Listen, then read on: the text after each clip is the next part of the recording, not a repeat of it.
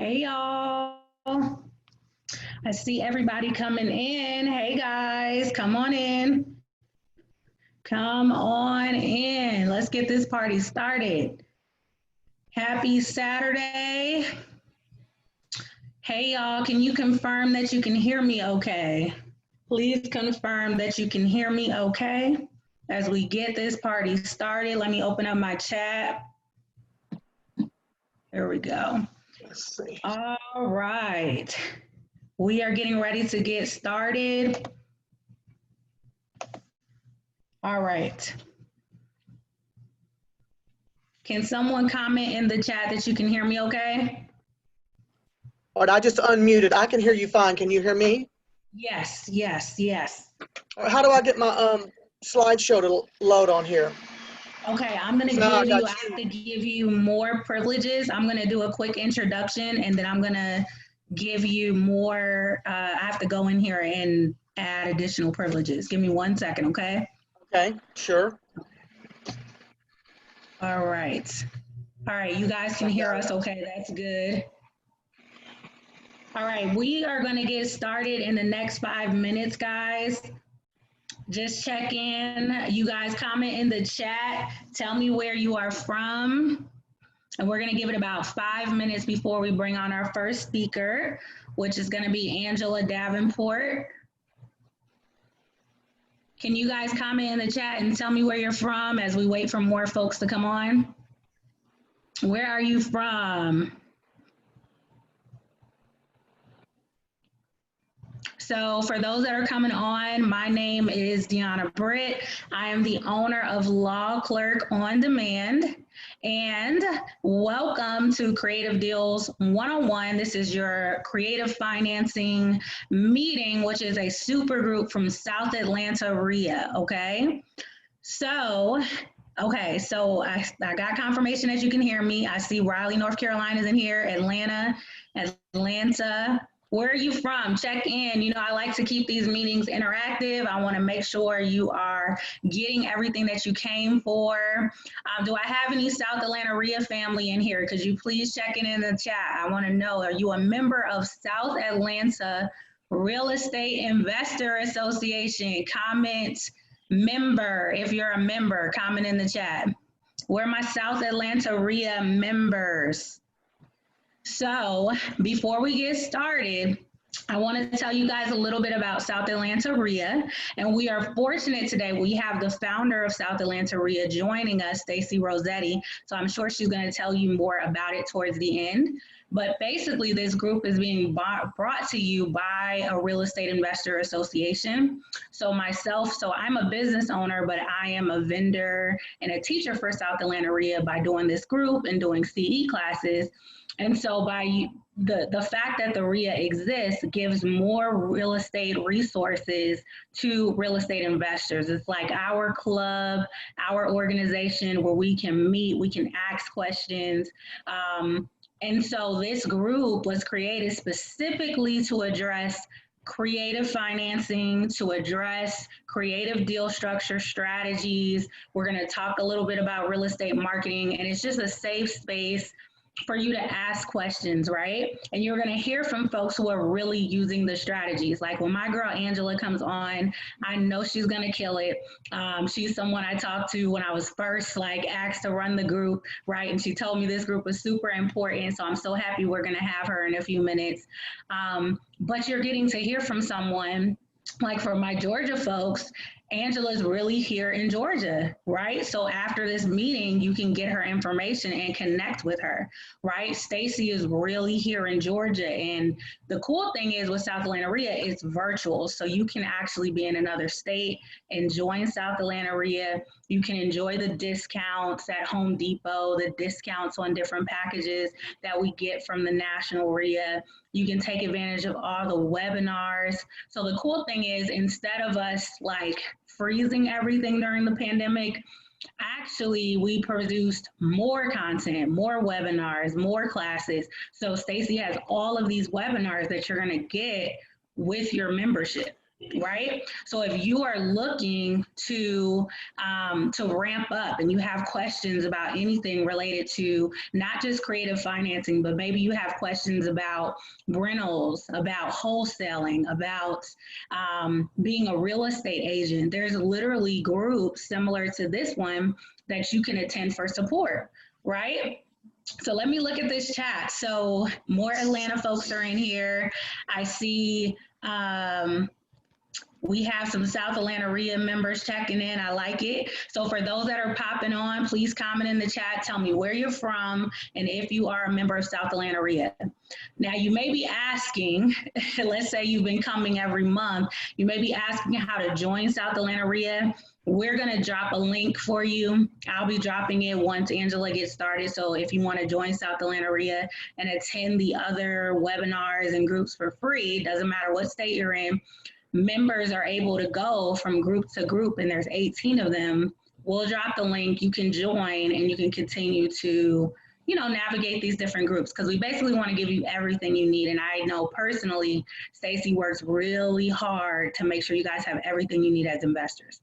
So hi from Columbus, Ohio, not a member, so thanks for allowing me to join this one. You are so welcome. We're happy to have you here. Okay, so I have one more question, and then I'm gonna give you who you came to see for, right? I'm just here to introduce, but the party's gonna get started in a few minutes. Can you guys tell me how you heard about this webinar?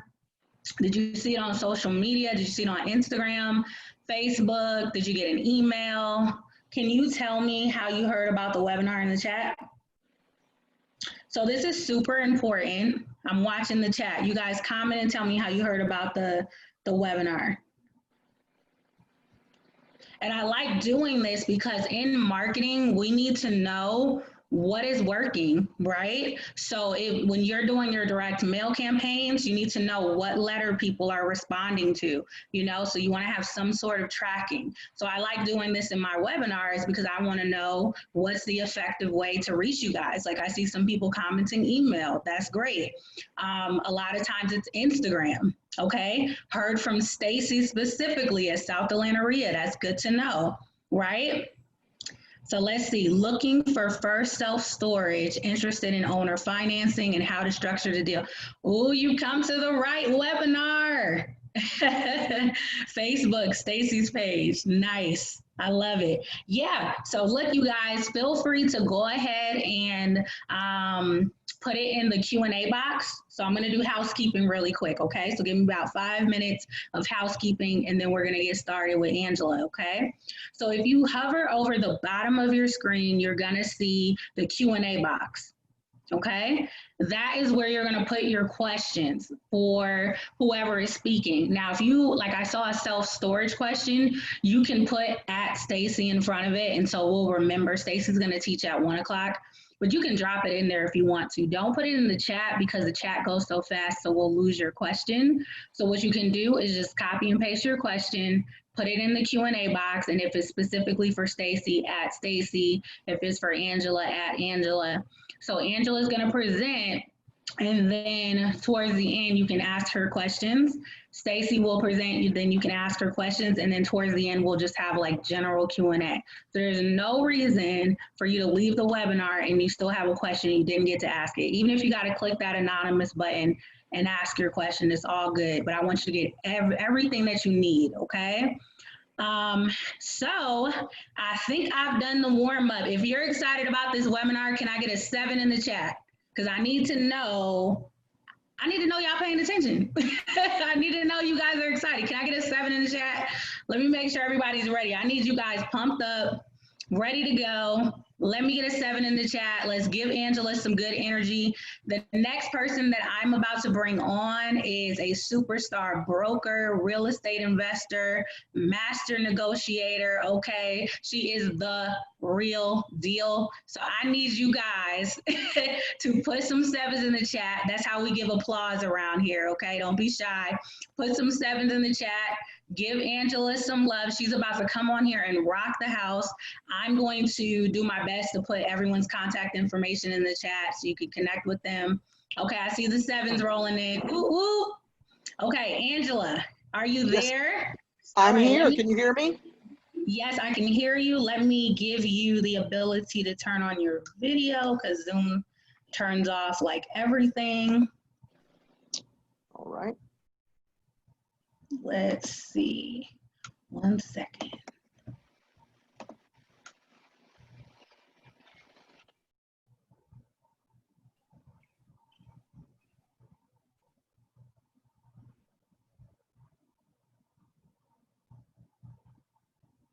Okay, so do you have a little button that allows you to start your video right now? Let's see. Share screen. Yep, hit share screen. And if it's not allowing you to, okay, hold on, let me give you the privilege to share your screen. Okay, you should be able to share your screen now. We've given you the spotlight, so you should be able to, if you want to turn your camera on, you just hit your video button and then hit share screen and double click on whatever square you want to share with everyone. I'm getting it now. Okay. So welcome. So happy to have you on. Thank you. It's good to be here. We're talking about my favorite subject, exit strategies, Yeah, deal structure. look, I'm getting my pen. I'm getting my pen and paper together. All right, you got the floor. I'm gonna turn my video off. You got until you do your thing, and I'll pop back on around 12:55 as we prepare for Stacy. Okay. Okay. All right. Thank There you you. go. Great. Thanks, Deanna. Well, I appreciate the opportunity to be on here today speaking about one of my favorite subjects. Lead generation, of course, is my favorite subject because without a lead, you don't have a deal. So that's the first domino to fall. But exit strategies and deal structure, to me, is the most important thing real estate investors have to have in their arsenal because without the right answers and the right options for sellers, you're not going to close them. I'm not going to say you're not going to sell them. You're not going to close them, and you're going to do less deals. And after you've worked so hard to get a lead, after you've worked so hard to get someone to agree to allow you to buy that property or to sign that property or list that property, the last thing you want is to miss out on it just because you don't have the answer. So anyway, again, my name is Angela Davenport. I'm the owner of The Real Deal. I'm also the trainer and team leader at Southern Homes and Land in Marietta. It is a brokerage where we specialize in off-market. We do on-market as well, but we specialize in off-market, and we cater to investors, of course, and we are all investors. So the first thing I'd like to go over is what's new in the market right now is, we're about to have a whole lot of post-COVID pre-foreclosures hitting the market. With all the forbearances that were given, these people are going to have these loans called due soon. And if they don't have the money, these houses are going to need to hit the market. So you better be well-versed on how to deal with pre-foreclosures as part of your exit strategy, or you're going to kind of miss the boat on that. All right. There's also changes in underwriting guidelines as well because of COVID-19. So, bankers, lenders are tightening the grip, so to speak, on buyers. So that changes the game a little bit. So when you're talking to a seller or a buyer and you're structuring your deal, you better remember that end game where you used to think the strategy for financing out of may not be there for them anymore or for you. So, and the third thing I'd like to mention is we're going to have a lot of new investors in the market. We already are. We've been very busy. With COVID-19, it kind of put some water on it for a minute, but things are catching on fire again in Atlanta, no pun intended. And actually, the things that have been going on as far as the rioting and things like that about the police department is going to drive some of those investors outside of Atlanta. They'll get scared of investing in Atlanta. They already are. So, the suburbs and going outside of Atlanta now is going to be more of emerging markets for us moving forward. So you got to keep that in mind. Always when you go in to look at a property or when you look at a deal, the exit strategy and the end game, when you buy something, you better be thinking about how are you going to sell it. So you'll structure your deal properly if you always have the end game in mind. Keep the end game in mind, right? So the simple fact is, the more exit strategies you have, the more likely you're going to close a seller, right? Every closed deal happens because you had the correct solution to a seller's need or needs, right? If you don't have the answer, getting that lead, did you know? I mean, it was of no use to you, because then you just spin your wheels, spent your time, spent your money probably, and now you're not going to get a contract. You're not going to make money because you didn't have the solution. So when you go see a seller, don't just have one solution. You never want to make just one offer. All right, that's a take it or leave it, a yes or no. You always want to offer at least 3 options. So you have to consider that you are a matchmaker, not a salesperson. You know, we facilitate deals. We don't really sell anything. So I go into a facilitated deal, and I want to give you multiple options, what I think will work for you in order to do that. And that way it's not really a yes or no, it's more of a this or that. I'm more likely to get that, you know, close that seller. And sometimes, you know, it's not always about the money. You have to meet their underlying need. So your exit strategy needs to be what meets their end game and their goal and where they're going in life by doing this sale. So, you know, sometimes it's not the price. It may be the terms you can offer. It may be the timeline, or it may be the support that you can give that seller. So you need to structure your deal based on their needs, and you'll win every time. But if you're only going in thinking about the money, you know, maybe not. Now, again, it's not a negotiation. You know, when you're in a position to help a seller dispose of a property because maybe some hardship, your obligation as a presumed expert is to explain all the options to that seller, right? Then you help them find something to fit their specific need. You want to have multiple options, and you want to do this. You build rapport, and it's like you're a friend helping this person to achieve something, not like a salesperson, you know, the car dealer coming out there and trying to put a hard close on someone. So if you have multiple ways of doing that, and all you're doing is trying to, you know, come up with more and more and more ways for this seller to achieve their goals, you definitely come across more as a helper. It's not a negotiation now, it's a conversation. And that's a huge mind shift. Trust me, you're going to close a lot more. You'll have a lot more conversion rates when you start approaching things as a conversation instead of a negotiation. So while building rapport is very important, and you have to have it, and you have to have that trust of that seller, you also need to know your numbers.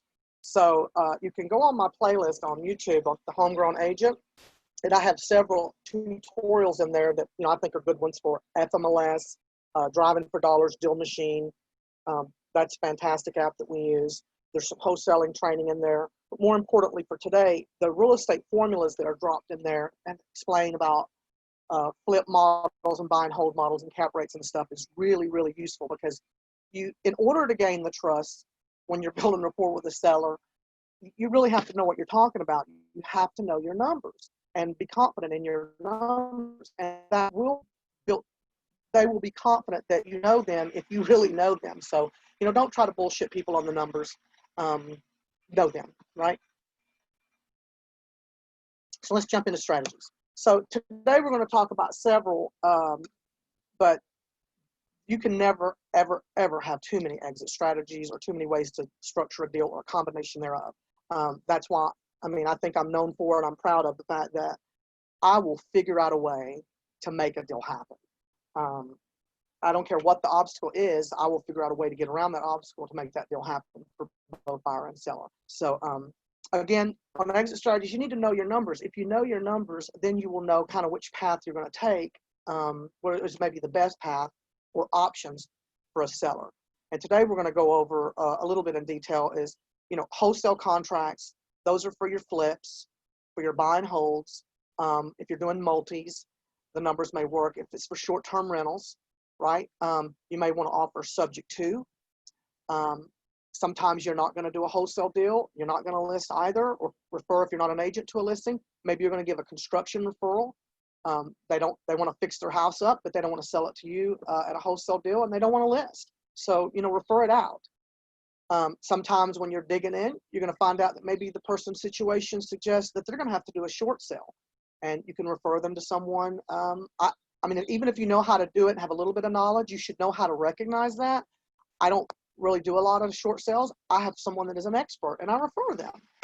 So you could take partnerships, and there's so many partnerships. That's my favorite thing. We're going to go over that in a minute. You can partner up with just literally everybody from the seller down. And if you can't partner with a seller or sell their house for them or list their house for them or refer them for construction, maybe you can lease the property from the seller and then do a rental of your own, or maybe you can manage a rental for a seller. You have still options if they don't want to sell, they don't want to list. There's always another option, right? You can also contract for control of the property. And that means, we're going to get the property under contract, and then, it's probably going to be a longer exit strategy. And so we want to get control of the property and then work on that exit strategy. Now, very important, part of your exit strategy and structuring your deal needs to include how you're going to market the deal. Again, it doesn't do us any good to have a contract of value that we know is a good deal, but we can't dispose of it. Dispositions are just as important as acquisitions. So again, you better structure your deal in the front, thinking about the back. So basically, exit strategies are just, you're going to go through a deal analysis and decide what is the best option for disposing of a particular property. So you got to know your ARVs or comps, right? You got to know rehab budgets. You got to learn these numbers. So you really have to work on the math. You got to get good at the math. You have to see a lot of deals and kind of analyze a lot of deals so that you're well versed in it. And when you go and sit down with a seller, it's not your first rodeo. You got to be, quick-witted with the math. So learn the math. Now, the one that most people use, almost everyone has used this formula. In a lot of times, this is the only thing that people do. They go out and they try to buy a house for a flip investor, and this is the formula they know, the only one that they've ever used.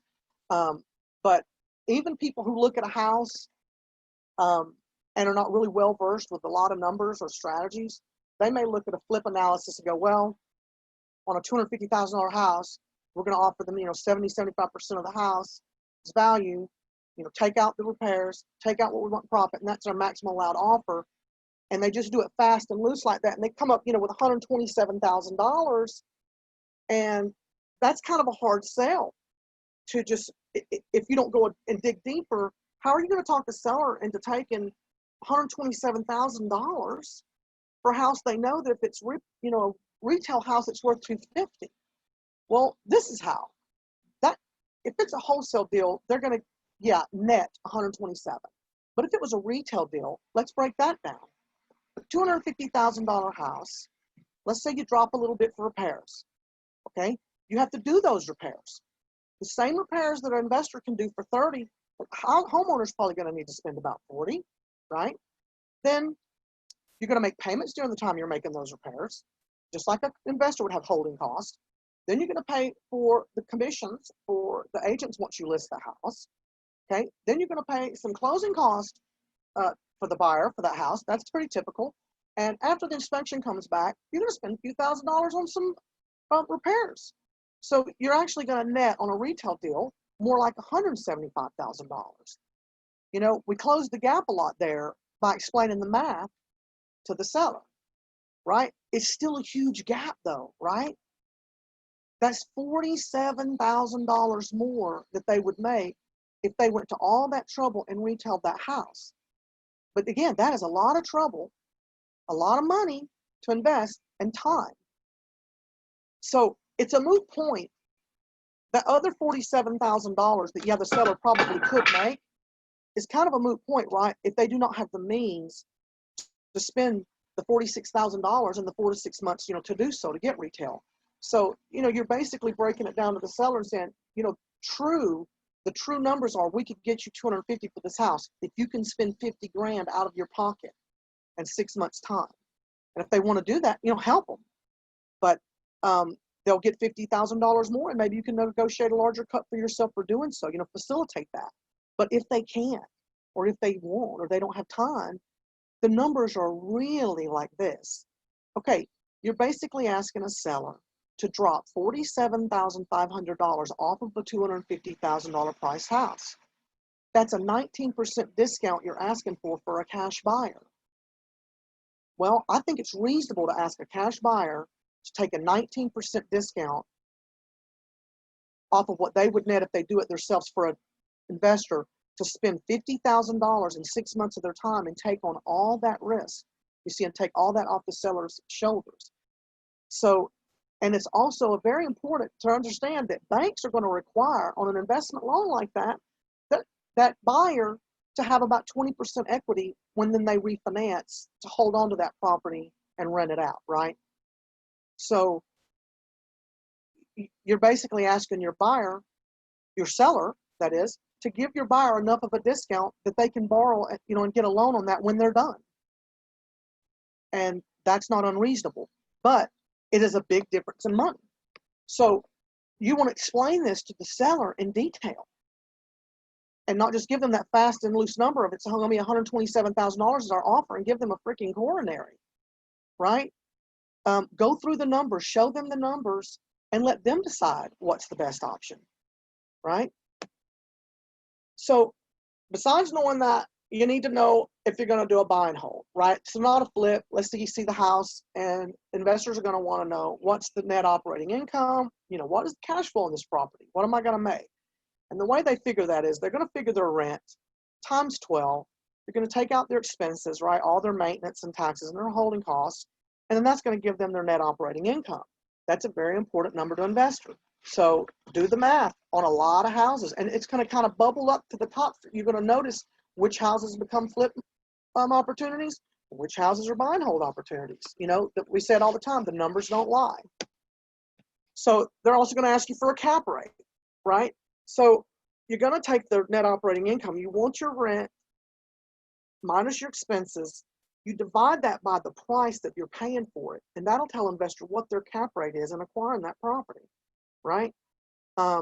We want to see double. I get excited when I see double digits. I want to see 10 or higher. But different buyers have different cap rates they want. Multis, they'll maybe take a little less because the asset's worth so much more money. So, ask your buyer, what do they want to see in a cap rate? What do they want to see in an NOI? And then study the numbers. And when you run across a property that meets that criteria, you got a winner. So example of the math, let's just say you have a place that rents for $1,000 a month, right? So you got $12,000 a year minus, let's say, $6,000 in payments and holding costs. The other $6,000, that's your net operating income, right? If your cost of purchase was $60,000, make it nice round numbers, that would mean your cap rate is 10%, right? Because 60,000 divided by 6,000 is a 10% cap rate. That's what investors want to know. What do I buy this for, and what is my cap rate? Now, let's say there's not enough meat on the bone for a flip. There's just not that much money there. There wasn't enough meat on the bone even for a buy and hold, right? Well, it doesn't mean that there's not another strategy that you can sell that property and make money. Don't overlook short-term rentals or those that have low or no equity, okay? You can lease or wholesale to the people that invest in short-term rentals. You got to build a short-term rental buyers list, guys. You have opportunity to make more money than just that they make money, ancillary money. They have cleaning services. They make money on that. They make money on car rentals, concierge services. The sky's the limit on the multiple streams that Airbnb buyers are realizing right now. You can buy those subject to houses or even lease a house, something that has no equity, because it doesn't matter, right? It's the cash flow play. They want to analyze this based on their cash flow, and they really don't care about equity so much. So look at this. That even brings apartments and rentals into play, right? You don't even have to own the property. They can sublet. You can sublet apartment, rental, single family residence, and use Airbnb strategy and make good money. So don't overlook even rentals. All right. If you think about it, this is kind of, the potential least risk and cost for investor to get maximum returns.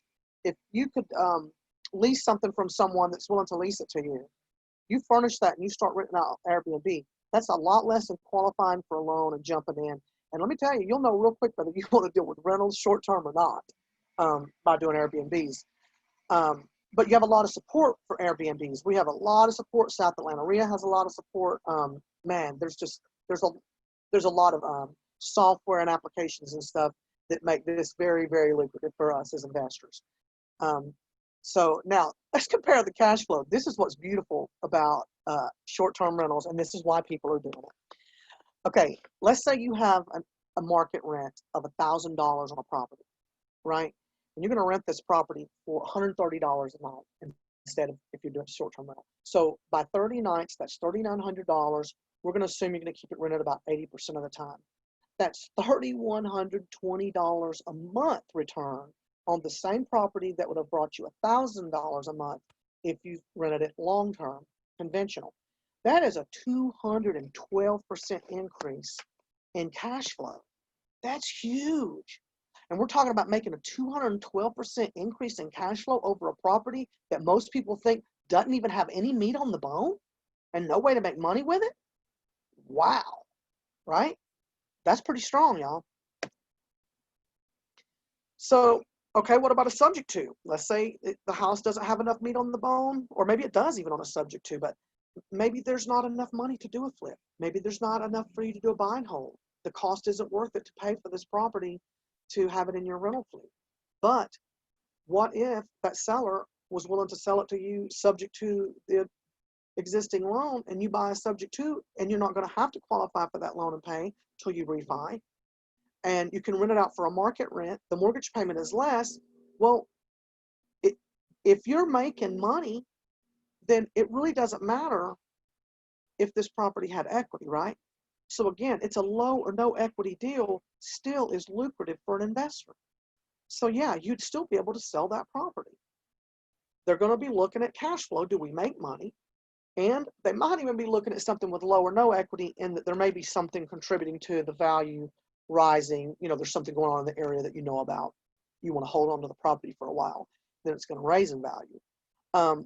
But the moral of the story, really, when you look at a subject to, is you can't always depend on these formulas, really.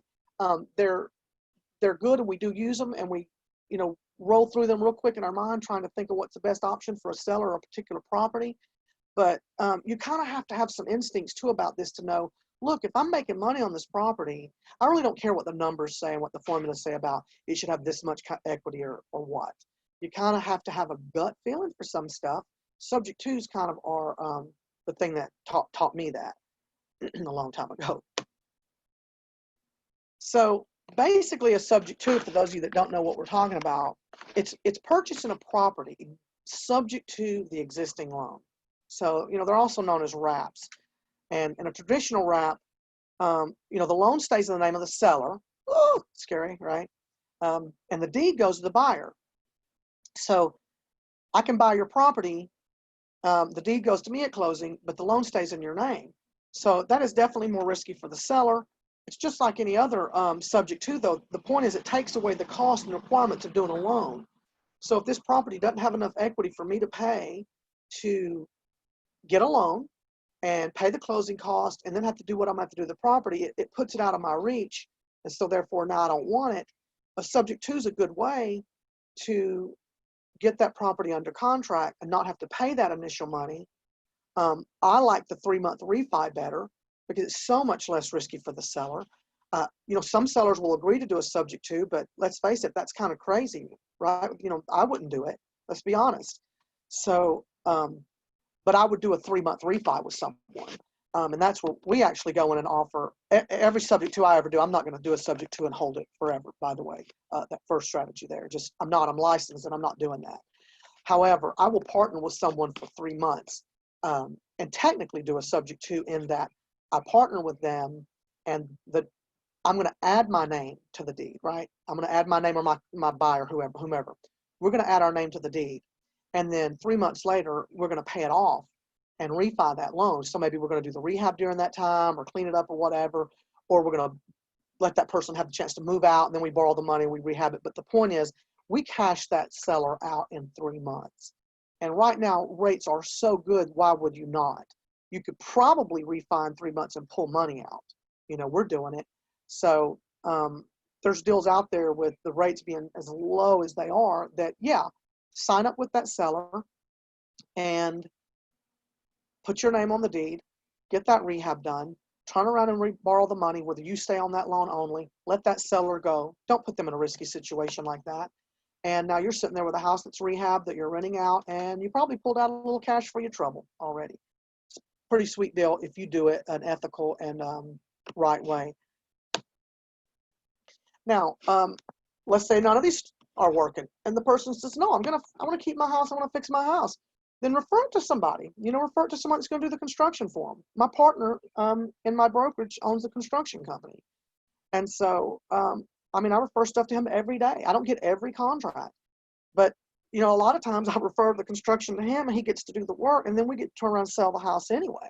So have some connections, have some partners here. Always find a way to have the answer for that homeowner, whatever it is they want to do, even if it's not sell it to you, have the answer.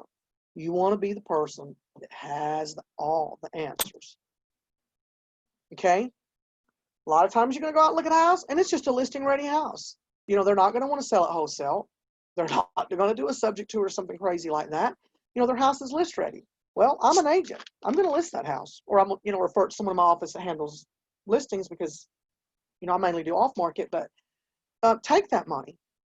Just because a house looks nice and it's perfect, oh my God, why avoid a house that's a nice house? So retail, and also retail ready homes are not necessarily a home that's physically ready, but it could just be in a hot enough area. You could have had a house in Atlanta around Beltline, and it doesn't matter if the house has fallen in, it's still a list ready house. You could put it on the market and probably get a lot of buyers that way. It's a good exit strategy, right? It's most likely to get you the highest price for your seller. I said likely. But if you do a listing and you're an agent, you got to do professional pictures. You don't, I would never go to all this trouble to get this lead, to get this contract, try to be selling the property, and then put shitty pictures on listing. Come on. I don't know what agents are thinking, but whether you're a wholesaler and you blast stuff out, email blast, Dropbox, come on, man. If you're doing a nice house, a house that's the money, you got to have professional pictures. All right, moving on.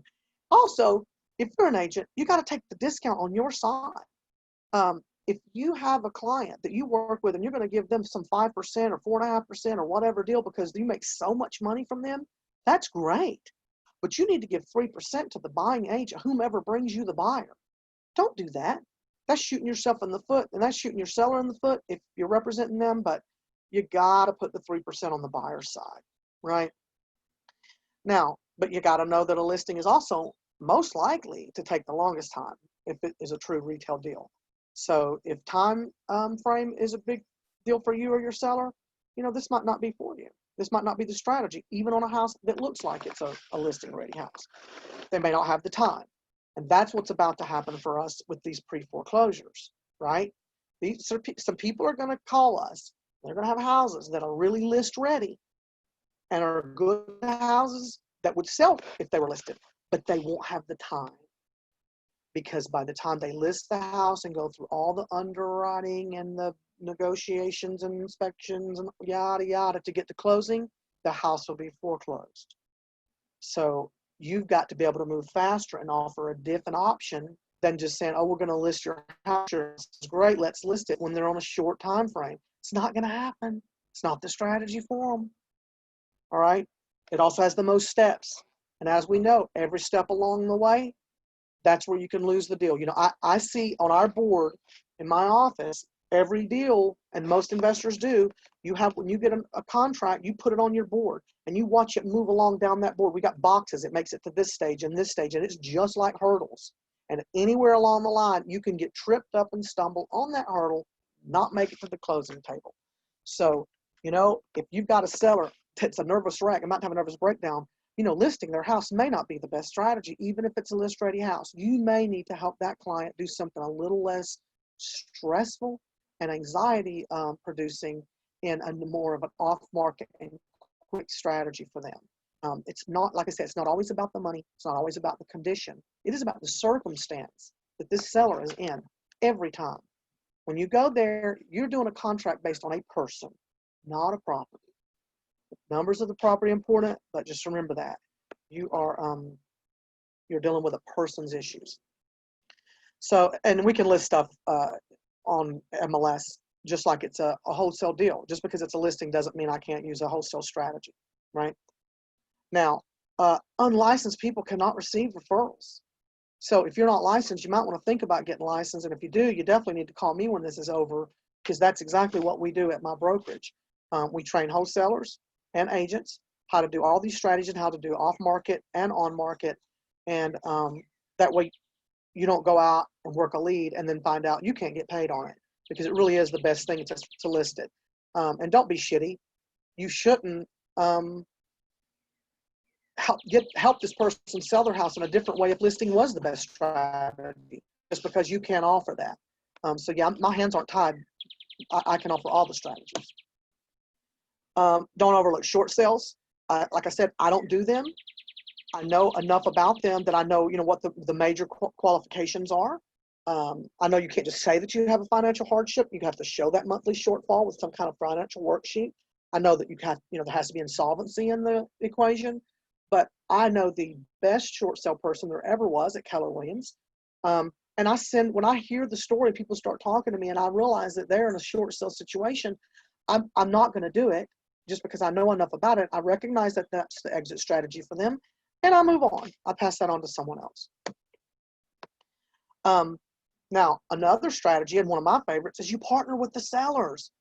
Sometimes they don't want to sell you this property for that formula we showed you earlier, that flip formula. They're like, heck no, I'm not going to do that. It's giving away too much of my equity.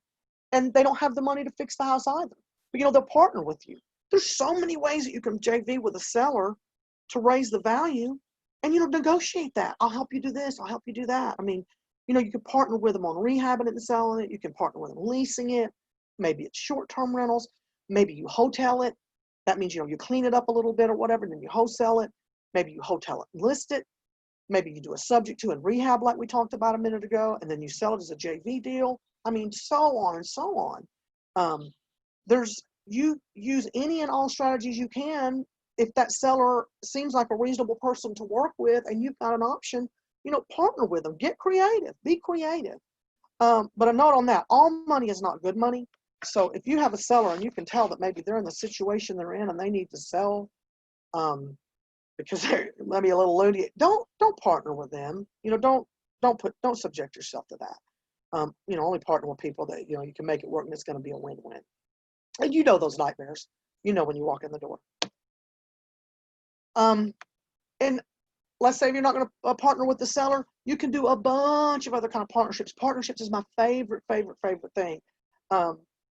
Because when great minds really working with someone else is of benefit to you, because you've got other people that are in the game, they're excited about the same thing you are, and there's just a feeding on that. But there's just so many ways to make money if you will include partners and not try to do everything yourself. And my little icon I use for this is my favorite one of all my trainings is, one person may have an idea and then the other person has the capital, right? And then I may have the structure and the means, to make that happen. And then my partner in construction might have the tools, to put this together. Well, there's really no wrong way to do a partnership either, as long as it's legal and ethical, right? I mean, you can partner with sellers, like we spoke about. You can partner with wholesalers and agents, right? That's usually how we sell properties. It's a co-op, right? You can partner with construction workers and rehabbers. You find a property and you want to do it, and you're not going to sell it to someone else, and you got your rehab partner that'll come in and partner with you and rehab that and sell it, and then you split it up. Heck yeah, partner with rehabbers, right? What about if you find a property and you have to partner with a developer? What if the property is not worth anything for a flip model, anything for buy and hold, subject to, but it's a pretty good piece of land with a little house on it. The house isn't worth it. Well, what if a developer is going to come in and do multiple parcels on that? Maybe you can partner with them. So maybe you can partner with your lawyer. What if you have a probate issue? I partner with my lawyer. If I run across one and there's meat on the bone, but there's some nightmare probate issue, yeah, I'll call my lawyer and partner with him and let him, when he works through that, and then we sell it, he gets a cut. Partner with lenders and your equity partners, of course. They're called equity partners. Look, if you don't think that you can call a lender, this is for people too. Think about this. If you have bad credit and you can't go to this lender and you can't go to this equity partner, you can't qualify for money because of whatever reason, your credit just stinks, and all these criteria that you hear about and all these RIA meetings and stuff, and you just know, man, I can't do it. I don't have there's no way for me to qualify. Well, you know what you can do? If you've got a hot property under contract, I bet you money you can go to a lender or equity partner and say, hey, would you like to partner with me and JV on this deal and do half of it? Let me promise you, half of a great deal, a hot deal that they recognize as a good deal, when they're already loaning money and making way less returns, you can better believe partnering with you on a deal, even if you have stinking credit, is going to be of interest to them, because now they just put money in a property just like they do all day, every day, but for double and triple and quadruple the returns. So partner with lenders before you can qualify for a lender, right? Don't overlook that. What about if you were just going to trash it out of a staging company? What about if a house looks really good, but it's just covered in, it would show so much better. Get a trash out company to come out there and move all that stuff out. Cut them in. Give them a slice. Give them a stack instead of their fee, right? What about the same thing with a staging company? You have a house, looks pretty good, but man, we could get some more money if we put some staging in here. Offer that same offer to a staging company. Let them come in and stage it. Maybe they have stuff sitting in storage they're not even using right now. They're willing to stage it and not get paid on the front end because they're going to make more on the back end, right? Get creative. Same thing with marketing. If you've got a property, you go, man, this thing really needs to be marketed in a way that's going to cost some money. Cut the marketer in on the deal, right? Rental companies are our best partners, okay? There's a million rental companies in Atlanta needing rentals right now. They need rentals. If you don't think you have a house that is a good rental, and you can't call a rental company and say, hey, I want to buy this house, but I also want to, rent it out. I want to partner with you. Partner with them. And what about insurance companies? Don't overlook insurance companies. That is the most overlooked strategy in our industry. Don't overlook insurance companies. When you go look at a house and the roof is leaking or stuff is falling in, and you're adding this stuff on your list of what it's going to cost you or your investor to fix, you better ask the question of that seller, do they have the insurance? Because if they have insurance, you might be able to get them a check from their insurance company for certain damages and monies, and then you could pass some of that savings on to your buyer or to the seller or you. It may make a deal that's not a deal all of a sudden doable, because you can get $5,000, $10,000, $15,000 from an insurance company. That may close the gap. We got a lady recently, I'm not going to name names or go into the details about this particular deal, but my partner, Paul Glasgow, that is the construction company, we had a lady that had a house, and the insurance company offered it had some really bad damage that come from a roof leaking. She did not know, and was mold. So we had to send in a mold remediation guy. They were offering her $20-something thousand, $26,000, $28,000. The insurance companies offered. And my guy went in, Paul, he sent in the mold remediation guy, and she got $68,000 on that claim. Now, yeah, it's on a pricey house. So, yeah, it's a lot of money, and there's like $30,000 more to pay out because of all the rehab that had to be done on that big, expensive house. So again, it's $90,000 that's coming from an insurance company that's not going to come from your seller or you or your buyer. Don't overlook insurance money. Okay, a lot of times we're going to just contract that property. We have to get control of the property, and then we actually have to, work. We've got to do something to make this deal happen. Maybe we're going to contract it, and we're going to go in there and clean it up, do whatever to hotel it, and then we're going to sell it off market. But it really would bring more money if we would just hotel. Okay, maybe we're going to hotel and list it, or maybe we're going to contract it from that seller, and then we're going to go and raise the usage, change zoning, or we're going to facilitate that and then sell it. Okay, or like I said earlier, maybe you have one that has a probate issue or legal issues that has to be addressed first. So you get it under control first, because you want to do that before you put in your time and effort, especially if it has hair on it. So if you got a sticky deal, you get it under control, then you go to work. Don't put in a lot of work until you've got control of the property. And by having it under contract, you have control. And there's nothing wrong with taking a retainer, agents. You got a deal that's got hair on it, and you've got to get the lawyer to dig in. There's no reason you shouldn't ask the seller to put up that money if you can negotiate that. So do it. Now, like I said earlier, you've got to have how you're going to market the deal and how you're going to get rid of the deal in mind when you sign up the deal. Because nothing happens until you sell something, right? Doesn't do you any good to have a contract. We want to get to the closing table. So the way you're going to sell the deal, very important.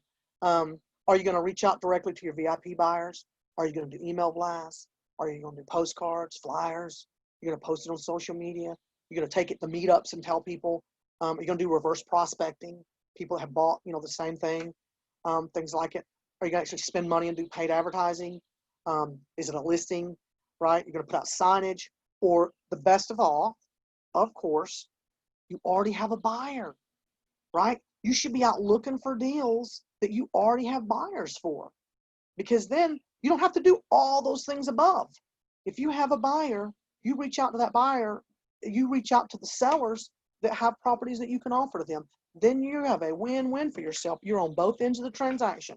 You found the deal for the buyer you have, and if you do that, you have less complication, less likely that that deal is going to fall apart. If you have a contract, you try to sell it to someone else, deal can fall apart.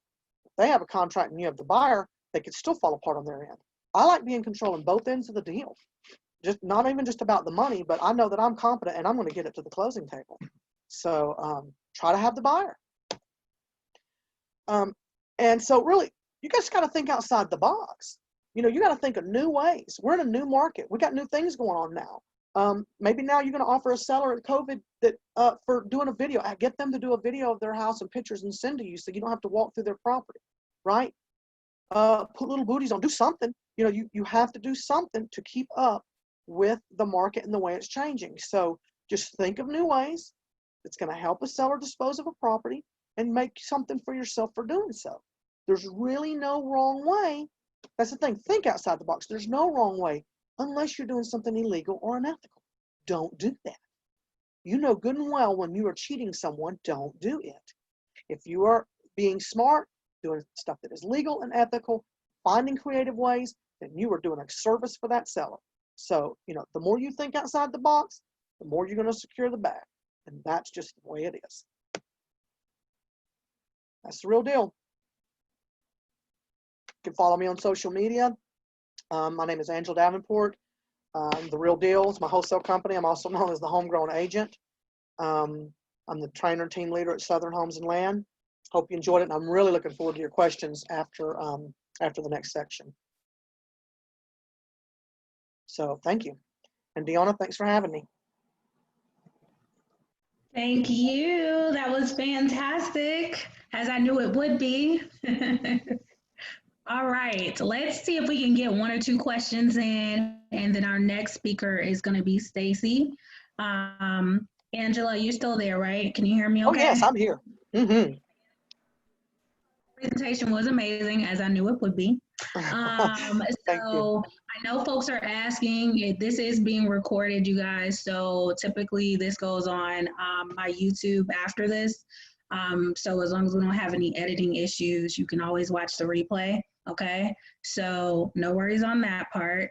And then Angela, you have a few questions in this Q&A box. I see it firing up. You ready? Great. Oh, this is my favorite part. All right, seriously, if you have questions about anything, because I know I wrote down 2 questions, so I'll ask her questions if y'all don't.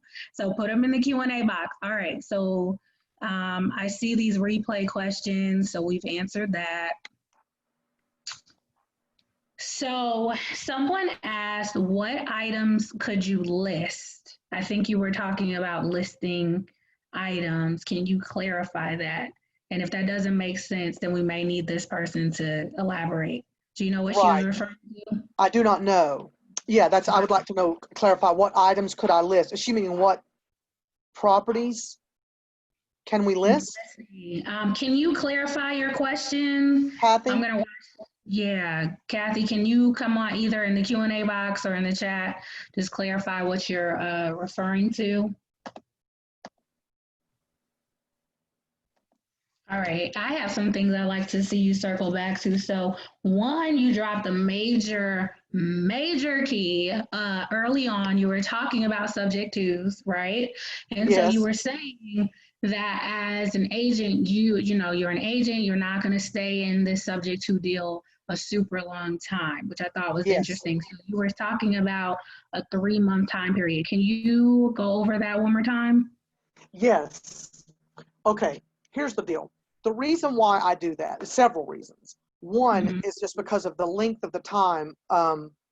Sometimes if you're selling me a home, it may take 45 days if we're going a traditional route, right? You list your house, we're going through all the underwriting. It may take 45 days. So we can take a month and a half for a traditional deal.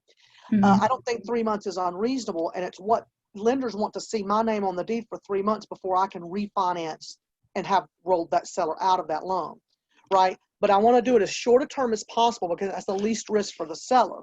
That's very important to me for a few reasons. One is I'm a licensed agent, and I'm not going to do anything that then puts me in jeopardy and at risk of doing something that's considered unethical. Right. Um, I would never sell that. Let's say if I get a subject to under contract and I'm going to sell that to an investor that I know, I make sure and vet that investor to make sure that they qualify at that moment to have purchased it just like a traditional loan. That way, I've done my due diligence to make sure I did not bring this person and talk them into doing a subject to deal to a buyer that's unqualified to buy or refinance. You see what I mean? I know I have a Mm-hmm. strong buyer. It's just that that strategy happens to be the best strategy to dispose of their property. But we don't do that because we don't have other options as far as the financing. It's their property dictated that, not my buyer or me. Does that make sense? Gotcha. It does. It does. And Yeah. you're And and you're more likely to talk that seller into doing that. Think about it. If I come to you, Deanna, and say, "Hey, your house really doesn't have enough equity for me to go to the trouble to borrow the money and get a loan right now. I have to put that out of pocket. I have to put a certain amount down. I have to pay those closing costs, and we got too thin of a deal to do that. How about you just sell me your house and I'll take over payments because it is worth it for me to do that." Well, that's scary. mhm. Some some sellers are going to have a heart attack, and rightfully so. So a subject to or a wrap that's so scary and risky for a seller, a 3 month is not. It's just the same thing Right. really as having a contract for 90 days with someone rather than taking 45 to go through a traditional deal. Their deal just takes a little longer to make it happen. That's all in my case and with my strategy. Okay. Yeah. I Right. love that. Thank you. And I mean Uh-huh. that's honestly the first time I've heard that about staying in there little bit shorter amount of time. And that's what's cool about it. Like with this group, you're hearing everyone's perspective and we're exchanging ideas. So there's something new like every single meeting. And I think that's the value of listening to investors who are really doing this. You're right here in Georgia. And then you have that agent investor combo, which I think is awesome, right? And then if we could circle back to that too. So you are training folks. If we have investors that are listening and they're like, hey, I have been thinking about becoming an agent, they can reach out to you about your advice for training and then learning these strategies in their training as well, right? Yes, absolutely. And that's the point. The reason why I want to be licensed and I want the people that I'm training to be licensed is because if Mm-hmm. you're on either side, if you're just a wholesaler, you only have a certain number of strategies available. If you're only an agent, you only have a certain number of strategies. Well, I have all of them available. And that's what I want to train the people that are on my team to have all of the exit strategies available because again, that makes us stronger. We're going to close more, you know? And Yeah. also, I think it does give you some credibility. Wholesalers will have credibility being licensed. And I do think there's some laws that are coming down that's going to make wholesaling without a license illegal. So I'd like to see people getting on the front end of that. Absolutely. Yeah, just go ahead and get it done. I Yeah, love because it. the last Okay, thing you so want. Go ahead. oh no, I was just gonna say no. You can make your point because this was circling back to that other question. What were you about to say? I was just going to say because the last thing you want is to get um, your feet under you or you're wholesaling and doing good and doing some deals, and then all of a sudden they change the law right about the time that we have this pre-foreclosure uh, smorgasbord, and then you're trying to catch up and then get your license all of a sudden because you don't Right. understand the deal. So I'd get in front of it, but people have And reasons for it's a not wanting to good be licensed as time. well. We're home right now anyway. I mean, is still very slow right now. So you could knock it out, get it Yeah, done. You know, that's if you're right. thinking We have about like it, five get it people in the done. class. Hmm. Yes.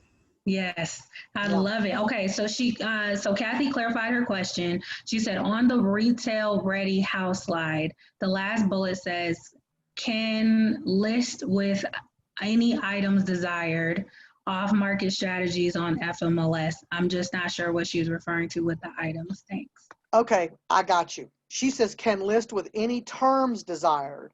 Okay, that's what the last thing it says. We can list. So meaning, um, I can list your house just because it's not a list ready house. We can still use a wholesale approach to a listing, meaning I can have a house and put on the market and say no inspections, no due diligence, cash only buyers or cash or hard money, buyers only. I mean, you can dictate again, if it's not illegal or unethical, a seller can dictate and say whatever they want me to put on a listing for them. So don't think that a wholesale house is not a listing house. It just means it'll put more eyes on it. You may have foreign buyers that see that if you list that house, but that's what it was, list with any terms desired, not items. Okay, fantastic. Last question is, is your training online? No, my training is only in our office, like for our agents, for people that are Okay. on my team. And I do Okay. stuff for Stacy though sometimes. We do boot camps and stuff, yes, for South Atlanta RIA. Yeah. Oh yeah. Yes. I So if love you're in Stacy. South She's the Atlanta, greatest education out there. In our industry, there's no better, than Stacy Rossetti. So yeah, I do boot camps and stuff for her. mm-hmm.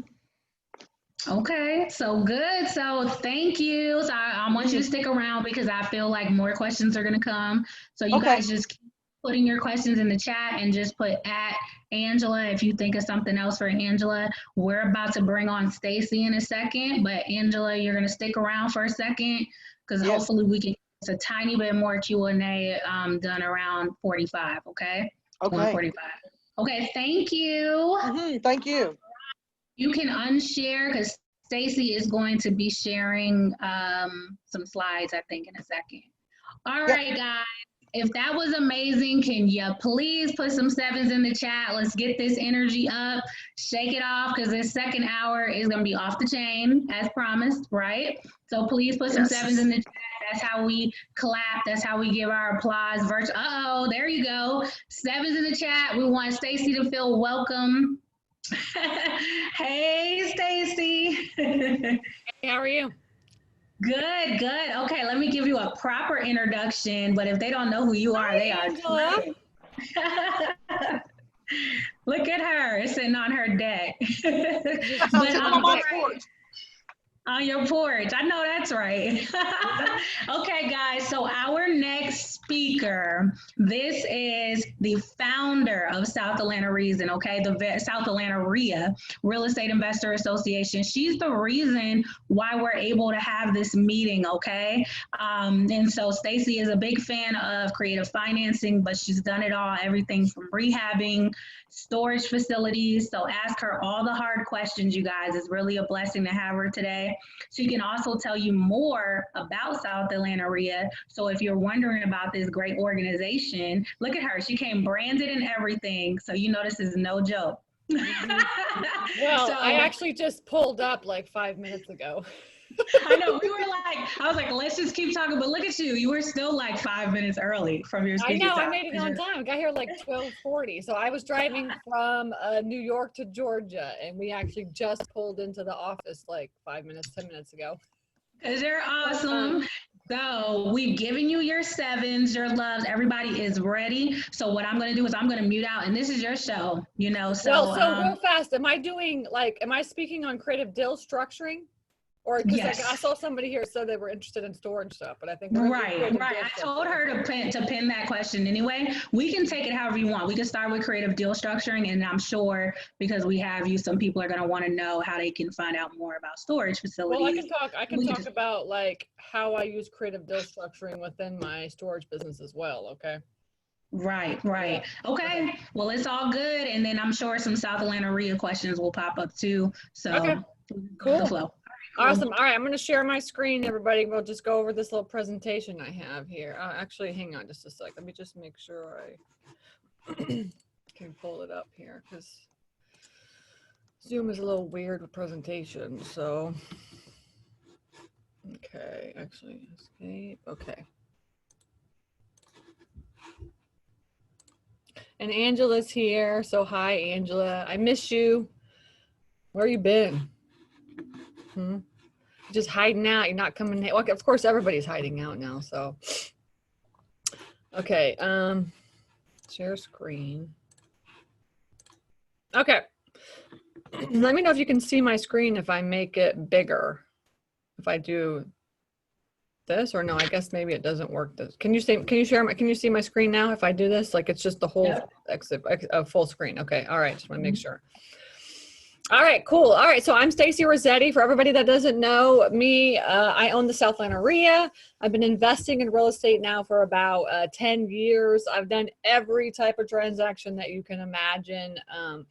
And I love, and I'm just a big facilitator, right? I facilitate a lot of education, and I'm also a teacher, right? So I can consider myself a teacher and a facilitator. If anybody asks me what you do, I would say I'm a director, number one, because I love to boss people around. Number two, I'm a facilitator. I facilitate education. And then number three, I'm a teacher, right? I like to teach as well, teach others how to invest in real estate and how to be smart with their money, right?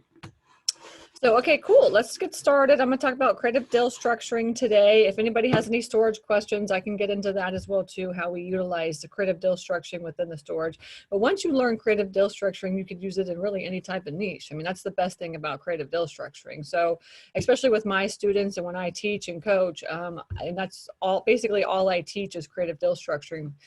Just because once you learn how to do that, you're just like Angela said, you can go out and you can just make better offers, right? So, you know, on all of my storage facilities and all of my students, they're always putting at least 3 to 5 offers down on every single deal, no matter what. I have one student right now that's buying a storage facility that's partnering with somebody. I have actually a student right now that's in my beginner mastermind, and she's going to be partnering with the owner. That's crazy, huh? All right, okay, so let's get started.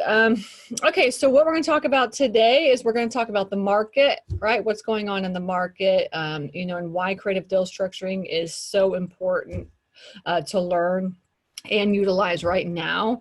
And especially when you go into a downturn, it's even more important, right? Because a lot of people, you know, have a lot of problems and, you know, with paying their mortgages and stuff. So you got to be really creative with how to get your properties.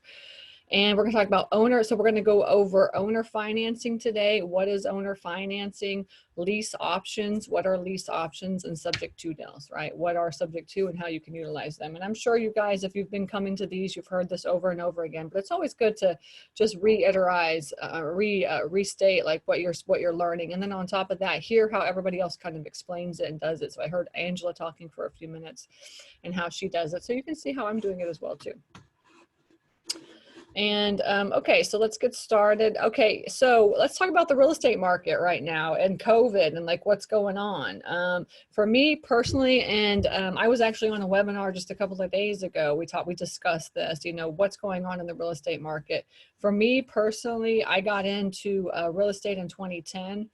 And when I got into real estate, it was like the best time to get into real estate. I mean, there was just every house was super cheap. And you know, there was a lot of houses available, right? And as you go up, you know, into the to the real estate market, you know, there's houses that are available, but the spread gets smaller and smaller and smaller, right? So you have to be more and more creative the higher you get in the real estate market.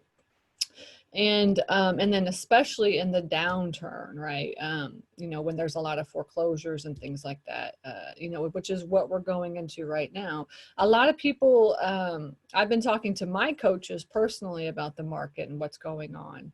And, you know, there's kind of like two thought patterns. One of them is it's basically a V shape in the market, right? So essentially what's going to happen is over the next 6 to 12 months, the market is just going to considerably drop. And then 6 to 12 months later, it's going to go back up, right? So it's kind of like a V is what it is.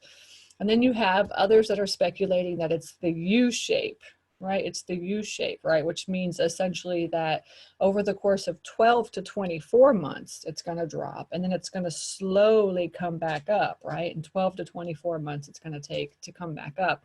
And depending on who you talk to, you have different theories, right? So the truth is that we have no idea, right? We just know that there is going to be a drop in the market.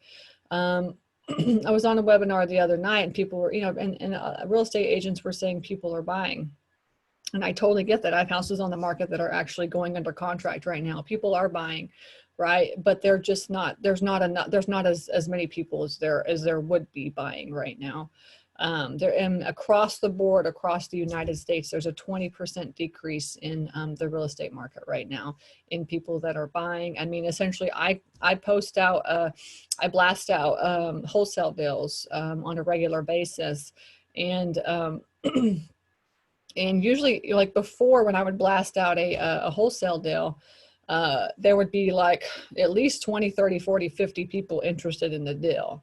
And now you'll blast it out and you'll get like a handful of people, and that's it. I mean, that to me is an indication that there is, there's a slowdown in the market, right?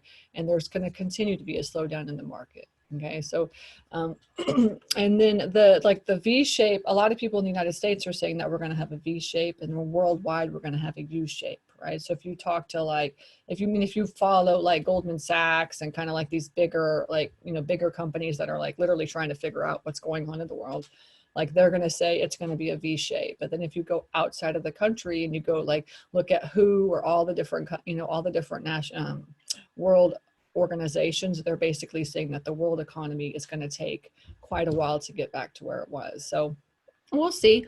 All I know right now is that, I'm going to keep doing what I'm doing, and there's no reason for anybody to stop, right? So I'm moving forward.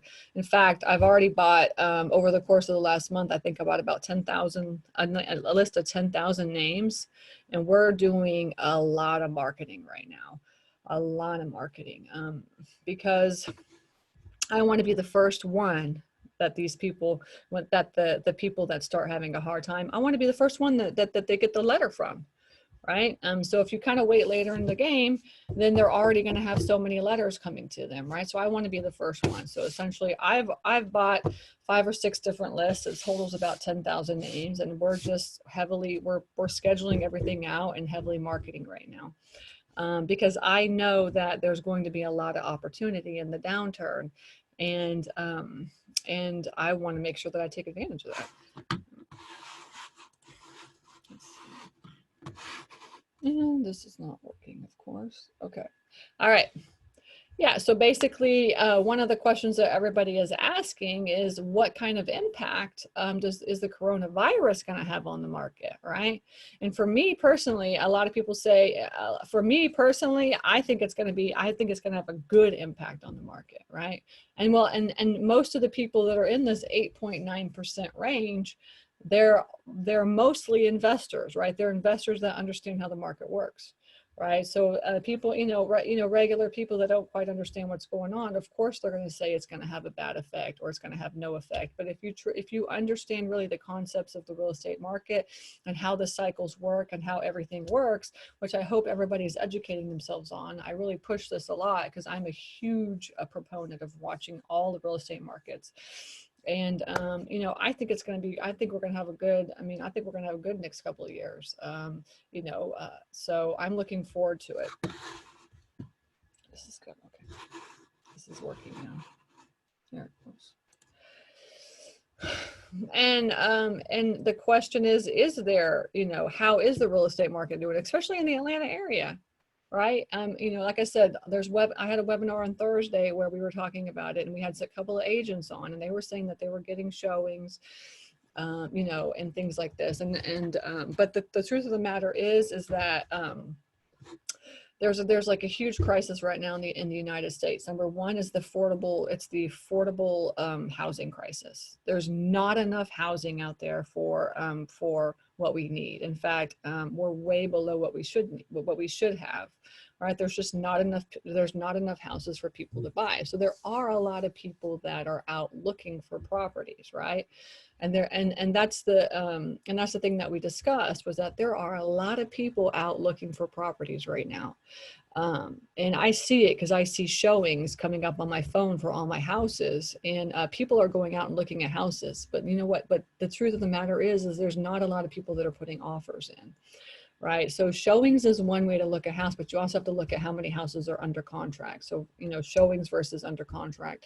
And I've noticed that there are a lot of people going out and looking at showings. And I talk to realtors when I try to get feedback from them, and they're saying like, we have a lot of people looking for houses right now, but a lot of people are they're just not putting offers in. And I think it's because like, they're just trying to wait out and see what's going to happen with the mortgage rates and the market, and, you know, just what's going on. So there's just so much going on in the United States right now that the market cycle is just up. It's just up and down, right? And we're trying to really kind of speculate on what's going to happen. But personally, for me, what I say is that I'm going to keep moving forward. I'm still doing marketing. I'm preparing for what's gonna come, and I'm excited. I'm really excited. You know, so I'm ready.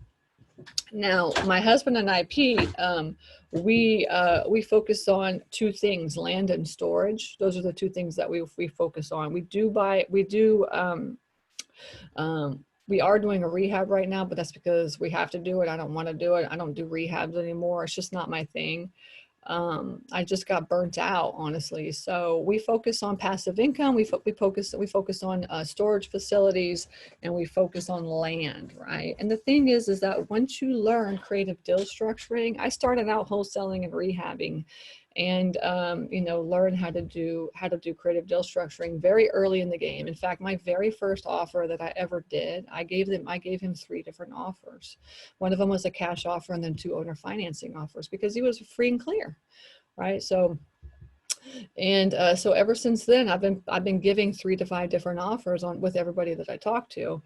And, you know, and hopefully you guys really kind of take an interest in really trying to learn how to create a deal, you know, to structure your deals creatively, because we're going to go over some of the deals that I've done in the past 10 years, where I've made a lot of money just because I knew how to do these types of structures. Okay, so right now we're going into a downturn, right? Everybody knows this. We're going into a recession. Or we could be in the recession, whatever you want to call it. But essentially what happens during this time is that, you know, a lot of people are going into pre-foreclosure or foreclosure. And on top of that, with all of the coronavirus stuff, it's going to be nuts over the next 6 months. And so a lot of people honestly are just, are going to be ready to just get out. Right. So, you know, for instance, if you put your house on for forbearance for like 90 days or whatever it is, and you can even extend it out another 90 days if you want to do that.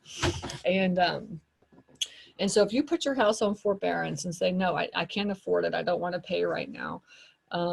Then what you could do essentially is you could, during that 90 days, or, you know, however long you have with your bank, you could just sell your house, right? So you could basically say like, okay, over the next 90 days, I'm not going to make my mortgage payment for whatever, but I know that within 90 days I can list my house, right? And then maybe, you know, and then sell it within another 90 days. And then I have like essentially 6 months where I don't have to pay a mortgage, something like this. You know, a lot of people are going to be thinking about this, you know, like they're going to say in 90 days, I'm going to have to come up with X amount of money. And I don't know if I'm going to be able to do that. So let's just sell our house. Let's just get rid of it. Right.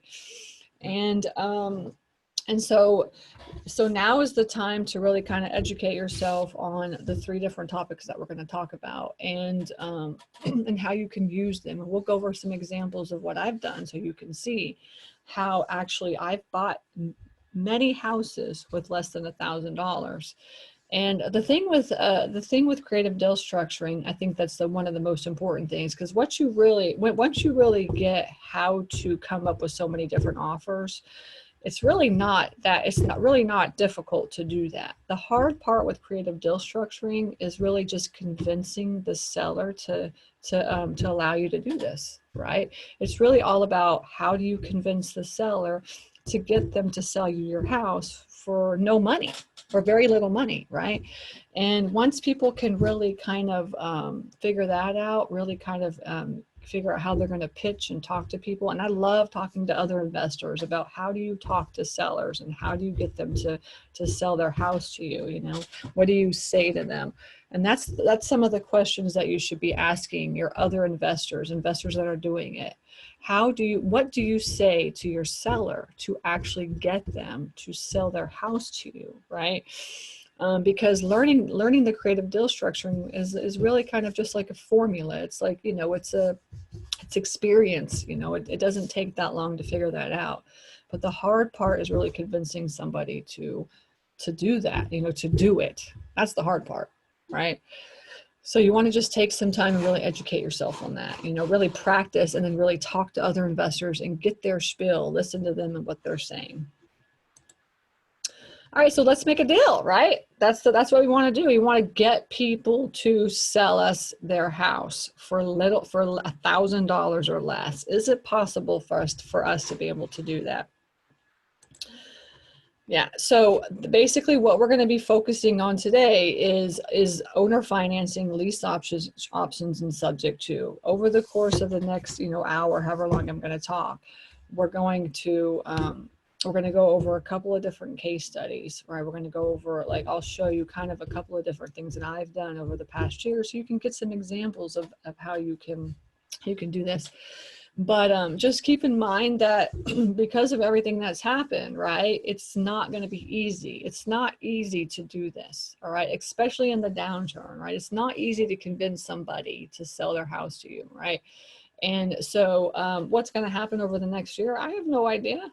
Right. All I know is that I'm not going to stop looking for properties. I'm going to keep contacting sellers. I'm going to keep doing my marketing, be consistent in my marketing. I'm not going to give up. And I know that I'm going to be focusing on passive income, right? So, and everything I do is focused on passive income, and that we're going to get through this, right? So we're going to be just fine. Just educate yourself on these structures, and then practice, right? Just practice, right? But what you should be doing is you should be focusing on trying to get your money in order, right? Because you're going to have to come up with money eventually in order to buy houses, right? So when you do creative deal structuring, right, you may have just a little bit up front and you have to come up with that little bit up front. But in the end, after you have your balloon or however long that you do your structure for, you're going to have to pay for those things, right? So that means that you're typically going to have to go out and you're going to have to get a loan. So if you don't have good credit right now, I really highly recommend that you're focusing on getting good credit, because in the long run, I mean, right now it's 3% interest. I have a student right now in my mastermind, and she's buying a $500,000 house. A $500,000 house that she's going to use as she's going to do corporate Airbnb. It's kind of two different houses. It's in Peachtree City, and she can rent like one side out for probably about $2,500 a month. She can rent the other side out for about $2,000 a month. It's a little bit smaller. And she's going to do corporate Airbnb, and that's what she wants to do. And we ran the numbers on that deal, and she's getting a mortgage for $500,000, and she's putting 5% down, or, you know, she's doing it's a conventional loan for 5% at 3% interest, like 3.25% interest rate. And she's paying about $2,500 a month for her mortgage. $2,500 a month for a mortgage on a $500,000 house. I mean, that is crazy. I think that's just crazy, right? And so she's going to be able to make between, you know, $4,000 and $5,000 a month on that property, and you know, and then she'll just pay her mortgage off, and she'll slowly pay, you know, she's just getting a 30-year loan on that property. But I think the interest rates right now are just so incredible that you want to be able to take advantage of those, right? I mean, everybody knows about private money and hard money. I totally get that. But, you know, if you can take advantage of the interest rates right now, I highly recommend that. So get your credit in order, right? And get any cash that you have in order if you have cash. If you don't have cash, make sure that you're talking to lender so that you have that money, right? And you can go to southatlantaria.com and just click on the vendor directory. And within our vendor directory, there's about 8, I think there's 8 lenders that we have as vendors. And I would contact every single one of those lenders, right, and start talking to them. And they're all, every lender is completely different, right? So you want to make sure that you're talking to them. You know, you're introducing yourself and talking to them as well too. And I make like a master lender sheet and basically keep track of all the lenders that I talk to. So you want to be focusing on that as well too. You want to make sure that you join a community of like-minded people, right? So that's why, I mean, that's why I started the Southland RIAs, because I wanted to be surrounded by people that are just like me, right? And you should also be surrounding yourself with people like me, you know. So so highly recommend join a community within the Atlanta area. And there's a lot of great communities out there. But please check out the Southland RIA so that you can, you know, if you're not a member already, then become a member, right? It's $25 a month to become a member. All right. And keep learning how to invest in real estate. I'm telling you, it's hard. It's not easy to do what we're doing. All right. And anybody that tells you that it's easy is just lying to you, because it ain't. All right. But if you keep moving forward and keep learning and educating yourself and surrounding yourself with the people that, you know, are just like you, that are pushing and hold you accountable, then it gets easier and easier, right? We're here for you. All right. And then, so a little bit about myself. I've been working in the real estate market for about 10 years now. And I've done over 100 rehabs in the last 5 years. That's crazy, huh? I don't know why, but I did. Do not recommend that for most people.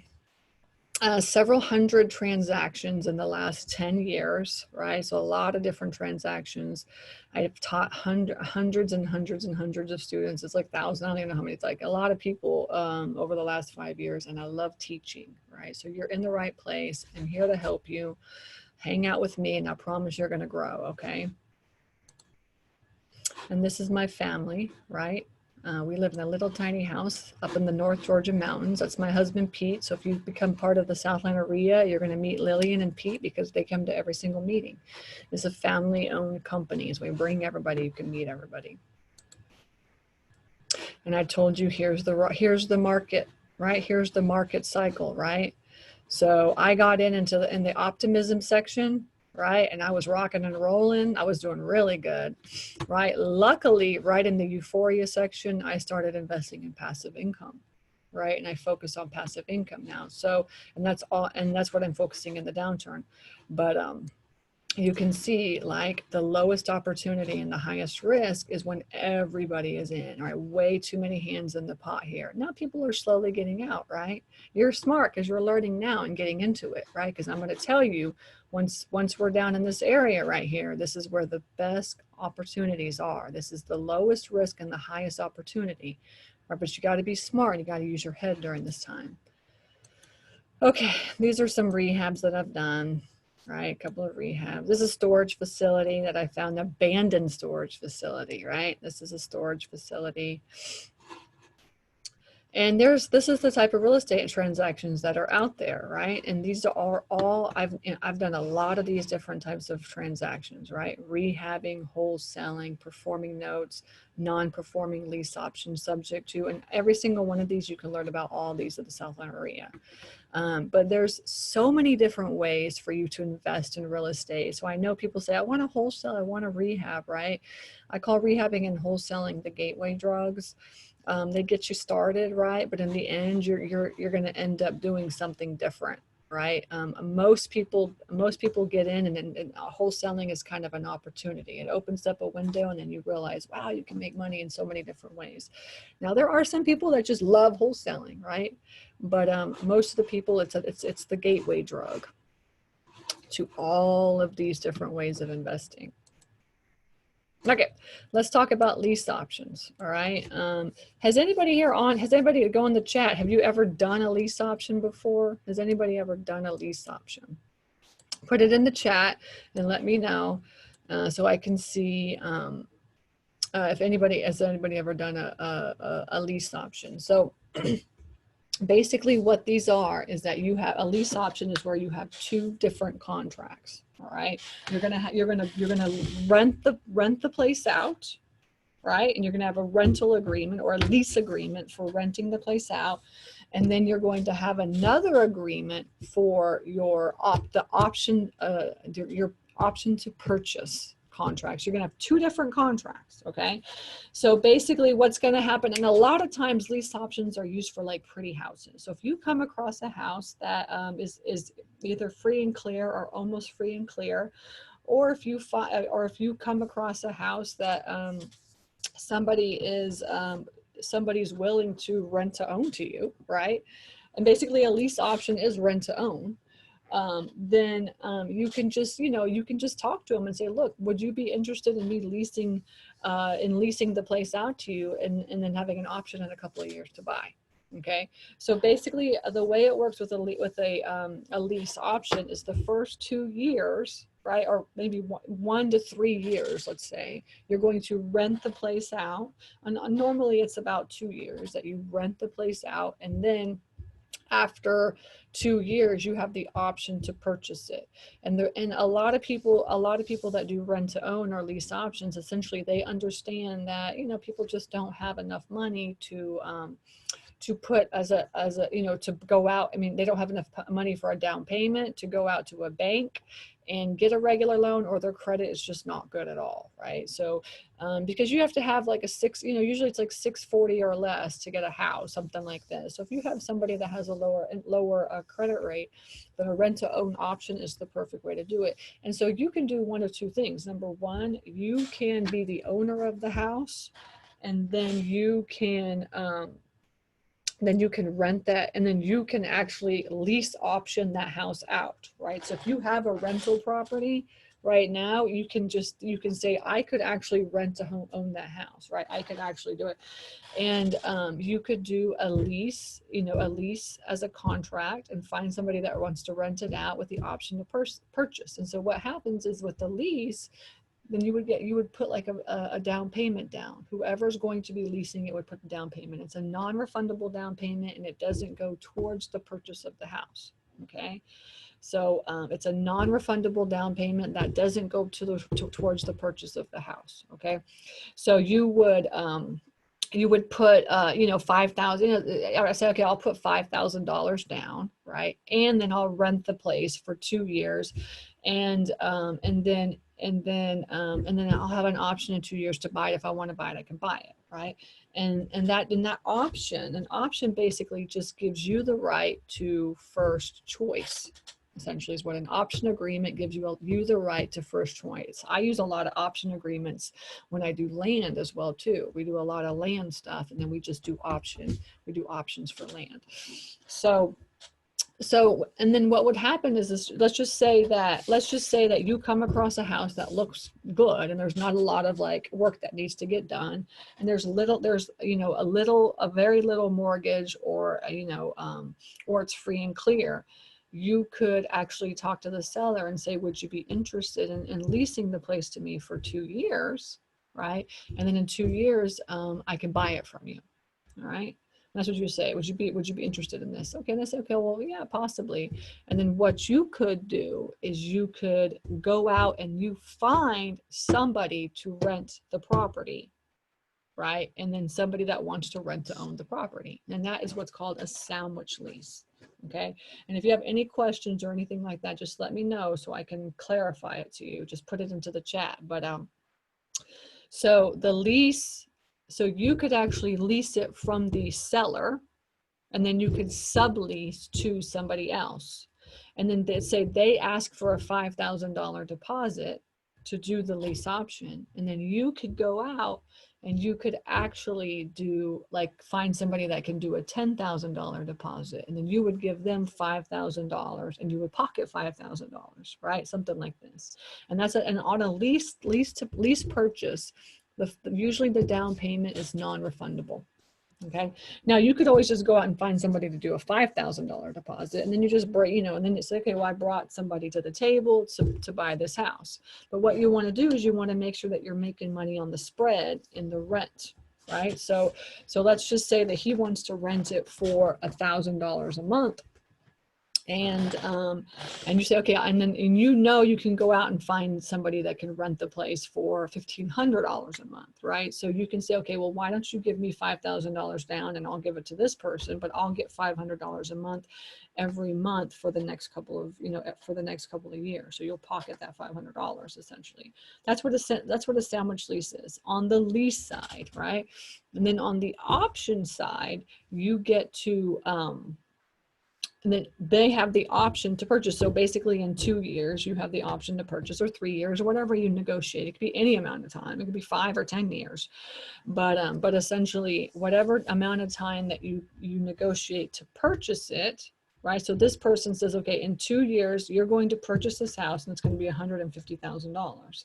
And then on the same respect, you go to the person that is going to be subleasing it from you and you say, okay, in 18 months, and you give yourself a little bit of a buffer, right? So you have some time just in case they fall out to figure out what you're going to do and stuff, right? But essentially in 18 months, then you would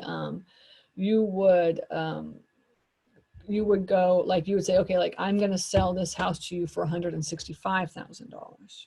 Right. So on the sell price, you get to make a little bit of extra money. So you get that monthly payment every month. So essentially in a lease option or a sandwich lease option, there's 3 different ways for you to make money. Number 1 is you can make money on the down payment, right? If you find somebody you can make money if you find somebody to bring more money to the down payment, right? Number 2, you can make money on the spread of the rent. Okay. And then number 3, you can make money on the back end when you sell the house, if they decide to buy it. All right.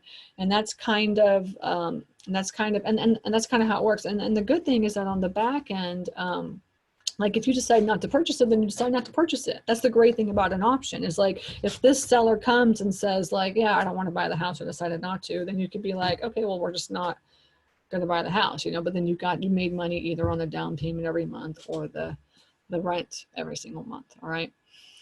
So let me know if you have any questions on that, but those are the 3 ways that you can make money on lease options, sandwich lease options. And usually those are used with like pretty houses, right? If there's not any work that needs to get done, something like this, then you could do like a lease option. Okay. See if I can figure this out. What's the next? Oh yeah, here is an example of the lease option.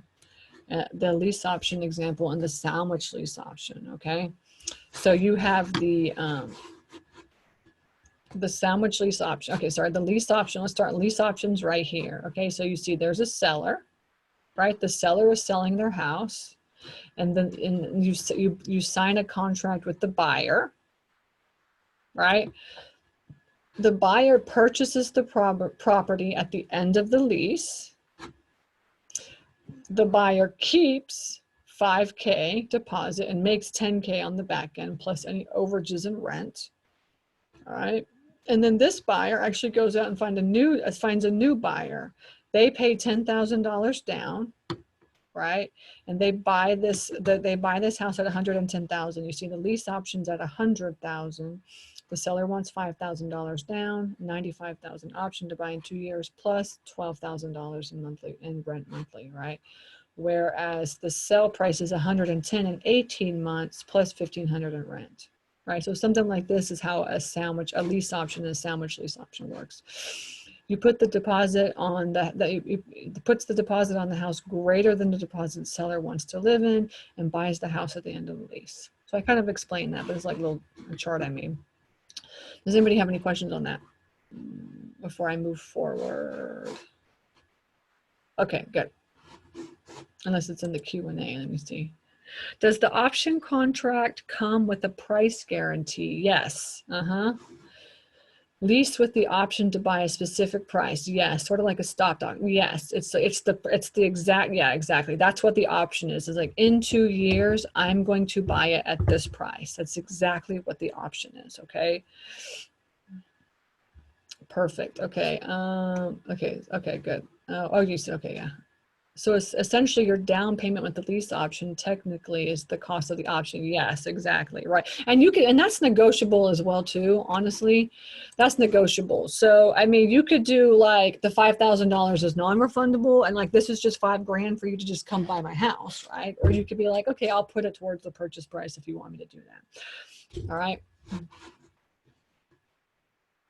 What is this thing here? Is this me? I don't know. Okay.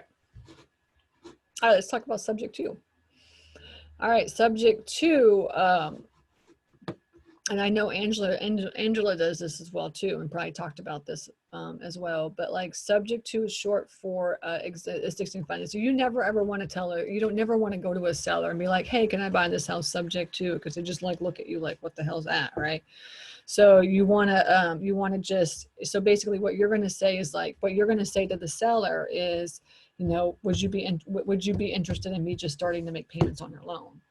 That's it. You know, would you be interested in me starting to make payments on your loan? Right. So basically the way that a subject to works is when you find a seller that maybe is behind it, this is, you'll use a lot of subject to with like pre-foreclosure and foreclosures, bankruptcies, this kind of stuff, right? Is when you know, when it's like, when they're like motivated sellers and they're just really distressed, all right? That's when you're going to do subject to, okay? And for the most part, okay?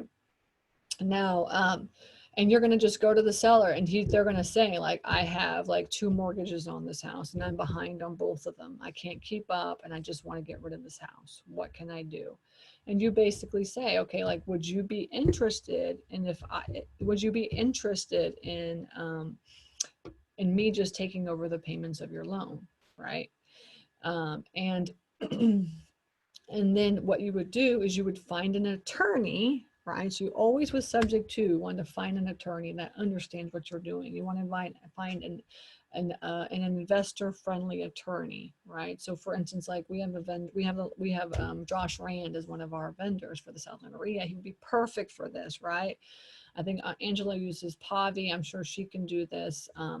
So there's a lot of investors out there that understand this concept. So I have basically 2 different attorneys that I use. One attorney is like the attorney that I use to close all my just regular deals. And that's Beth, and she would never be able to do a subject to because she just does like regular houses and stuff, you know. And then I have an attorney like Josh. It's like when you start getting super creative, you just turn to Josh. I just turn to Josh and say, okay, like, what do I do? And what I do, if somebody says, yes, I would be interested in doing a subject to, like, yeah, you know, when you talk to them about that, essentially what I do is I say, okay, great. I'm going to introduce you to my attorney, Josh. And he is going to, you know, he's going to talk to you and explain to you how it's going to work. And he's going to send over everything that, you know, all the paperwork that you need and what you need to be doing.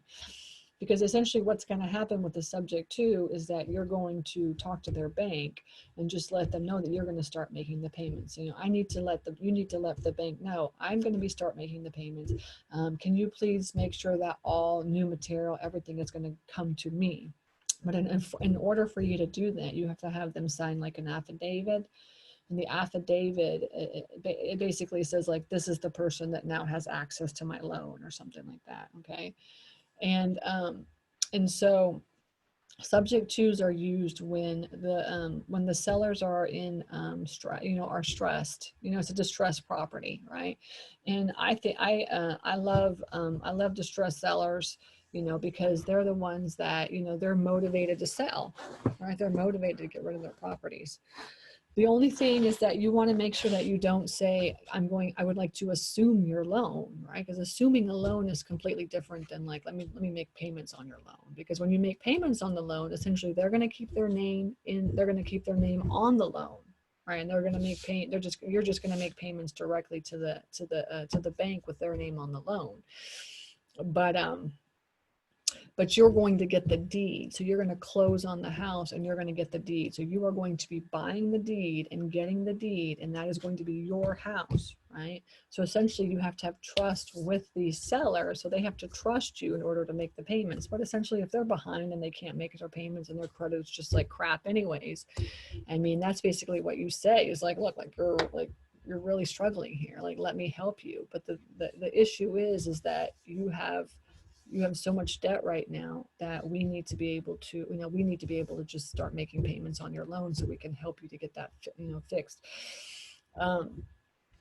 And so that's kind of what you do. You talk to them, and this type of a situation, this is going to be a distressed property, but these could also be nice properties as well too. They could just be struggling to be able to make their mortgage. All right. Now you could also use a subject to and subject twos are great for long-term holds. Like, so your exit strategy would be like, hey, can I just start making the payments on your loan? And how about in 3 years, 2 to 3 years, like I'll just refi out, and whatever you can negotiate, but you want to try to push it out as long as you can for a long-term hold. But subject twos are perfect for long-term holds. Okay, so you're going to have to bring them current on their loan. So let's just say they're a couple months behind and their mortgage is like $1,500 a month. So you're going to have to come up with $5,000 just to bring them current on their loan, right? So at closing, you're going to have to bring everybody current.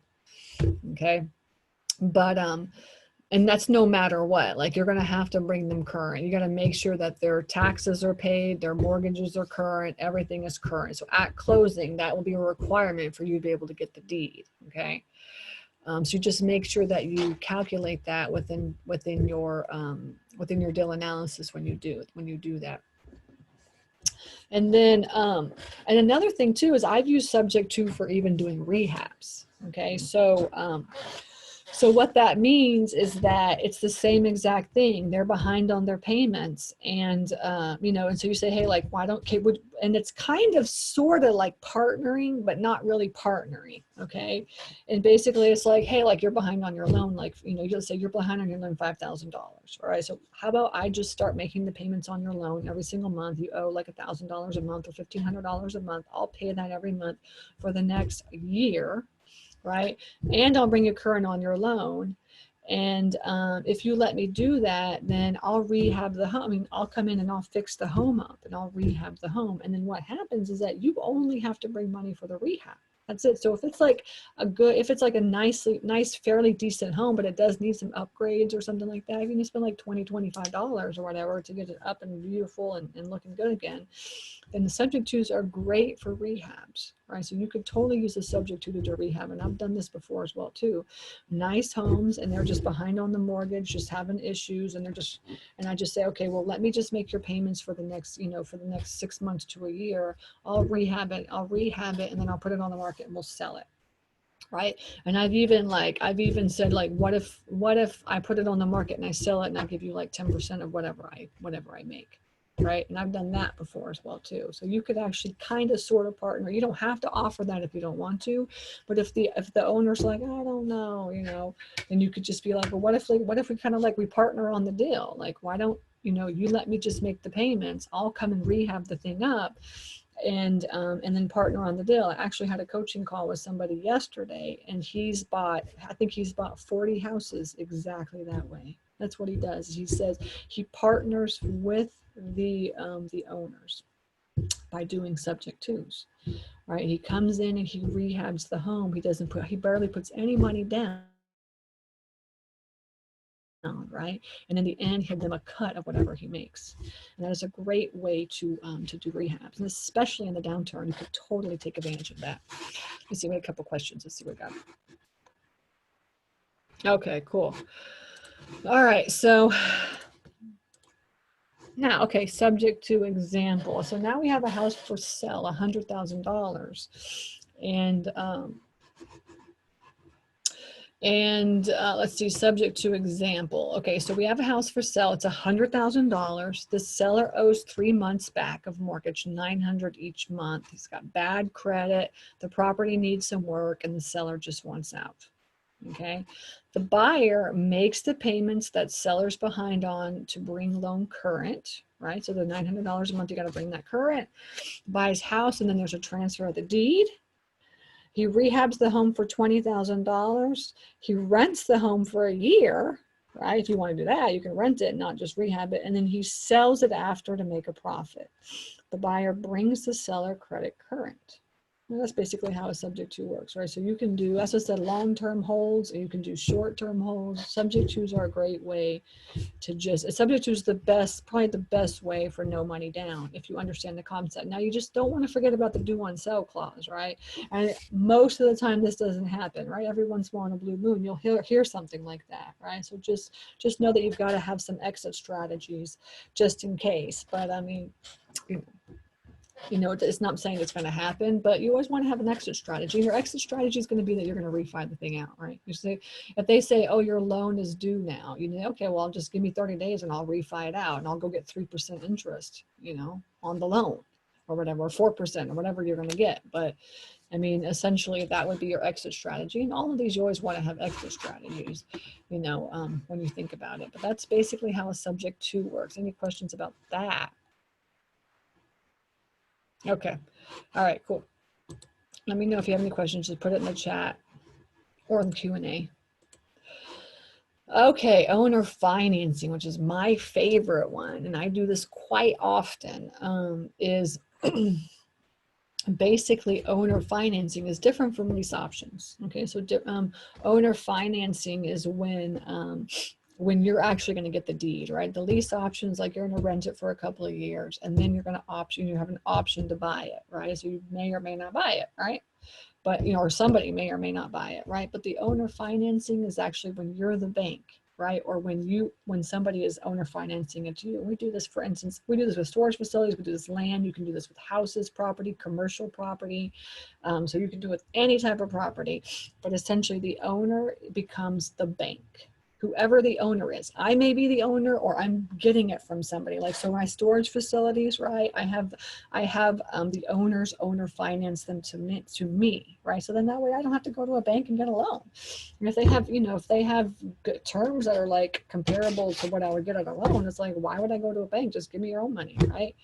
And then they're making money as well too, because essentially if you're owner financing, and what that means is that, or sometimes it's owner financing, sometimes it's seller financing, but owner financing essentially is just the owner of the property is the bank, becomes the bank, is financing the property, right? So, and you can I've bought properties with literally no money down, and I've bought properties with some money down, right? So, but not a lot of money, right? Because that's the whole purpose of owner financing. Is you're like, I don't want to come up with all that money, so let me just get somebody else to finance it for me.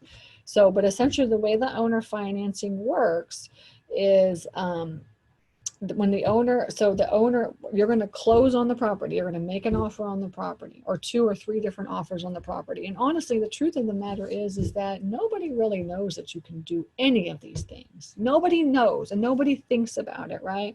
So most people, they just go in, they just do like a wholesale offer and that's it, right? But we don't do that, right? We give everybody options. And the more options that you give, what you do is you just plant a seed. You're planting a seed is what you're doing, right? And so when I bring up owner financing to anybody that I'm talking about, most of the people just have no idea they can even do this before. Or lease options, like, hey, can I do it right now? Can I rent to own this thing? What's that? Or, hey, would you be interested in, like, you're free and clear. Would you be interested in just being the bank for me? And just like, that way I don't have to go to the bank. You're going to make like, you're going to make like 5% on your money or 6% on your money or whatever it is that you want to offer. But essentially you can, even with your own properties, you can owner finance to other people. And then you can charge an interest rate up to an average interest rate when your owner financing is anywhere from 8 to 12%. Right?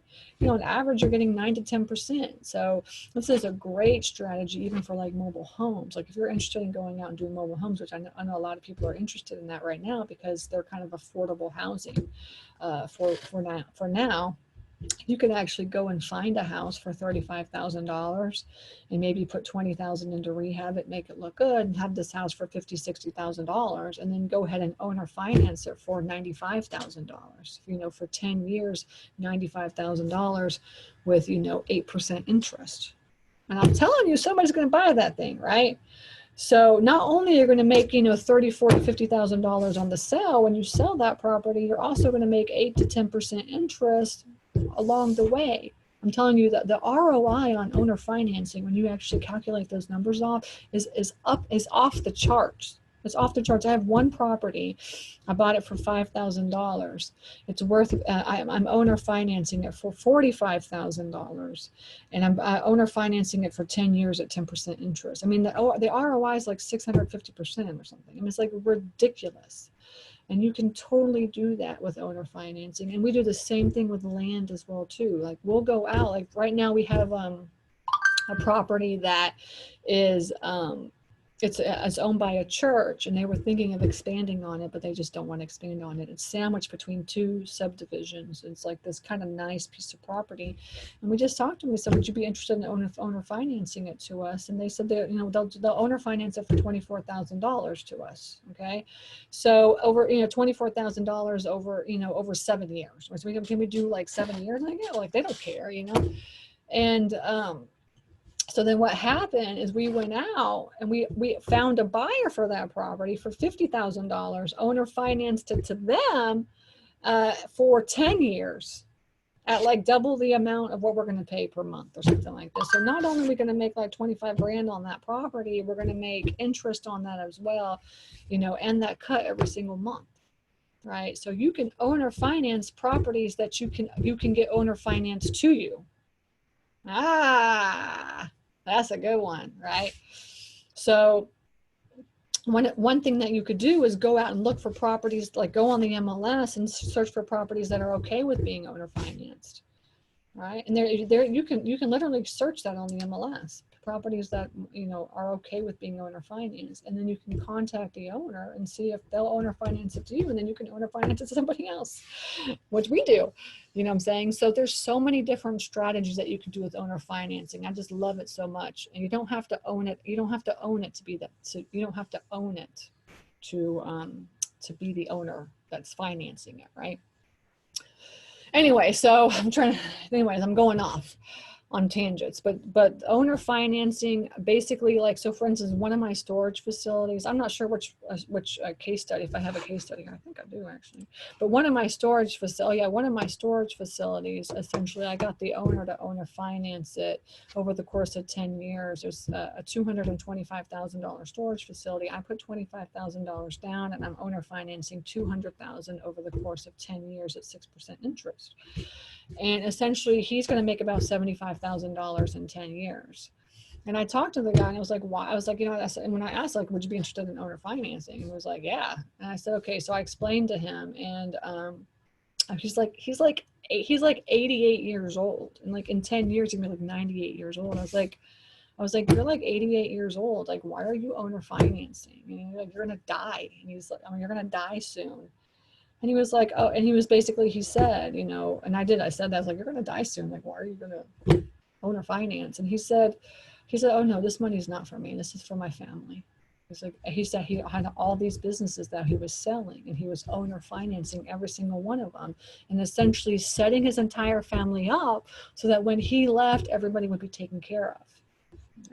That's smart, right? I told him, I said, I want to be exactly like you when I get older. And so that's the beauty of owner financing. Okay, this is a property that I owner financed, and I made a crap load of money on this thing, right? So I bought it. I talked to it was an older couple, and they were free and clear on the property. And I paid $125,000. I just talked to them and said, would you be interested in owner financing it to me? Like, would you be the bank? And I said, you can actually make so much more money if you're the bank, And they said, yeah. So what I did is I said, well, how much money do you want per month? And that's the key with owner financing. That's what you want to ask them. It's like, what do you need per month to live off? Like, do you need money? How much money? And they said $650. And I said, okay, $650. So then what I did was I said, okay, well, I'll do a 5-year balloon. I calculated the mortgage. Right, I calculated the mortgage, and when you talk to sellers, you don't bring the interest rate up, all right, unless they ask about the interest rate. So you just want to talk about your down payment, the purchase price, the down payment, and the mortgage per month. Essentially, is what you want to say. So I said, like, how much per month do you want? And And they said $650. So I said, okay, well, what if we do it this way? What if I do $650 a month for 5 years, a balloon at 5 years, and then I just pay you the rest when it's done? And so I bought it for $125,000 at 0% interest, a 5-year balloon with a mortgage of $650. I put $10,000 in to fix it up. Actually, when I bought the house, this is exactly what it looked like. On the inside, it just needed painting. I mean, really just very little is what it needed. And then I rented that for $1,000 a month for almost 5 years. The 5 years came up, and then I put it on the, I listed it on the MLS. And I had paid down 125 loan over 5 years and only owed $80,000, right? I listed the property for $159,000, got an offer immediately and closed in 30 days and made almost $75,000 when I sold it. So essentially I made, $350 or whatever it was, per month, every single month. And then on top of that, I made $75,000 when I sold it. And I just had them owner finance that to me. The people that lived in actually just rented it. And actually they were doing a lease option. And at the end of 5 years, they decided not to buy it. Right. So I just listed it. I was like, fine. I told myself, I'm going to put it on the market for 150, 100 and I think I put it for 165 or something. And they said, no, we're not going to buy that. And I said, okay. So I just listed it and I got an offer. But that's the beauty of owner financing, right? So you can actually get people to owner finance their houses to you, or you can owner finance it to them, or you can owner finance an owner financed house, right? Okay, I think that's it. Let me see. What else do I got? Any questions on that? Yeah. All right, so you want to make sure that you learn. I teach the 5-offer system, right? So when you're talking to sellers, you want to give them anywhere from 3 to 5 offers a day. I mean, okay, that sounds like telling my students always like 3 to 5 offers a day, 3 to 5 offers when you make an offer. So you want to learn subject to, right? And subject to is good when they're behind on their mortgage, right? And they're struggling, they're distressed. This is a subject to property, or they owe money on their mortgage, but very little. And then you can do a rehab, run the numbers. You can do a rehab on that.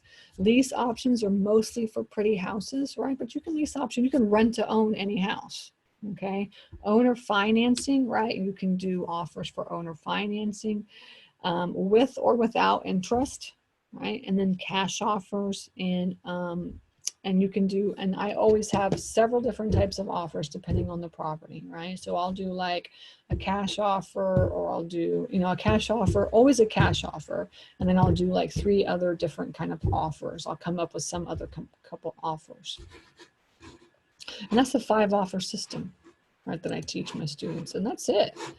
That's it. We'll go back. Let's see. Okay, so we have some chat stuff here. We got questions and stuff. Oh, okay. Wilson's here. Oh, Wilson says, hi, Wilson. Long time no see. I just saw you on Thursday. Okay, Deanna, Angela, post that again, but switch to panelists and attendees. Okay, Angela, if you want to hop on, you can hop on too. I don't know if anybody wants to. I'm going to stop my screen. We can all talk, I guess, and answer some questions together. Here we go. Now we're all here. Angela, you coming back? Is she there or she left? Yeah, I'm here. Okay. Okay, so you want to hop on and hang out with me for a few minutes? We can answer questions. Okay. So basically that's the overview of like creative deal structure, what you can use. So hopefully that gives you an idea. I know Angela went over probably some stuff like this as well. And we got some questions. Okay.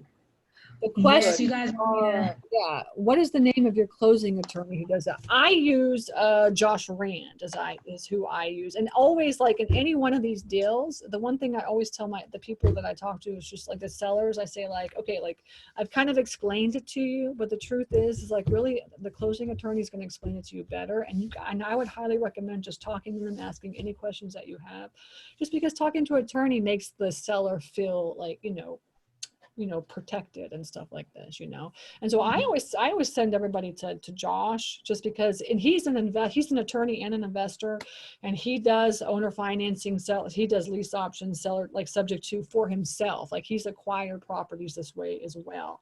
So he knows how to do all this stuff. What about you? Right. He understands every strategy. Yeah. Who do you use? Not Josh a lot. We use Pavi when we're in the city, because some people want to be in Atlanta, but when I have the choice, I use Joshua myself. Okay. Yeah. And he's a vendor of the Southland REIA, so you can just go onto the vendor directory. Like I said, go to the vendor directory, and then you can find everybody that you to do anything that you need to do, right? Okay. Let's see. Can you repeat the storage owner financing? The storage owner financing is where the owner of the storage is going to be the bank, right? So if they're free and clear on their property, and most of the storage investors are, then essentially you can say, like, would you be interested in just financing this deal for me? You be the bank, and I'll pay you an interest rate, and you'll actually make more money doing it that way. And a lot of times what I'll do is, like, let's just say, like, I have a student right now that there's a property on the market for like $350,000 in Pennsylvania. One of my students wants to buy, and it's really only worth like $250,000, like, as is, because it's just a mismanaged property. So what I told her, I said, just do like, just pay, like, just offer $250,000 cash, and then offer 2 different owner financing deals. Like, I'll pay you $350,000, but you have to owner finance that me for 10 years.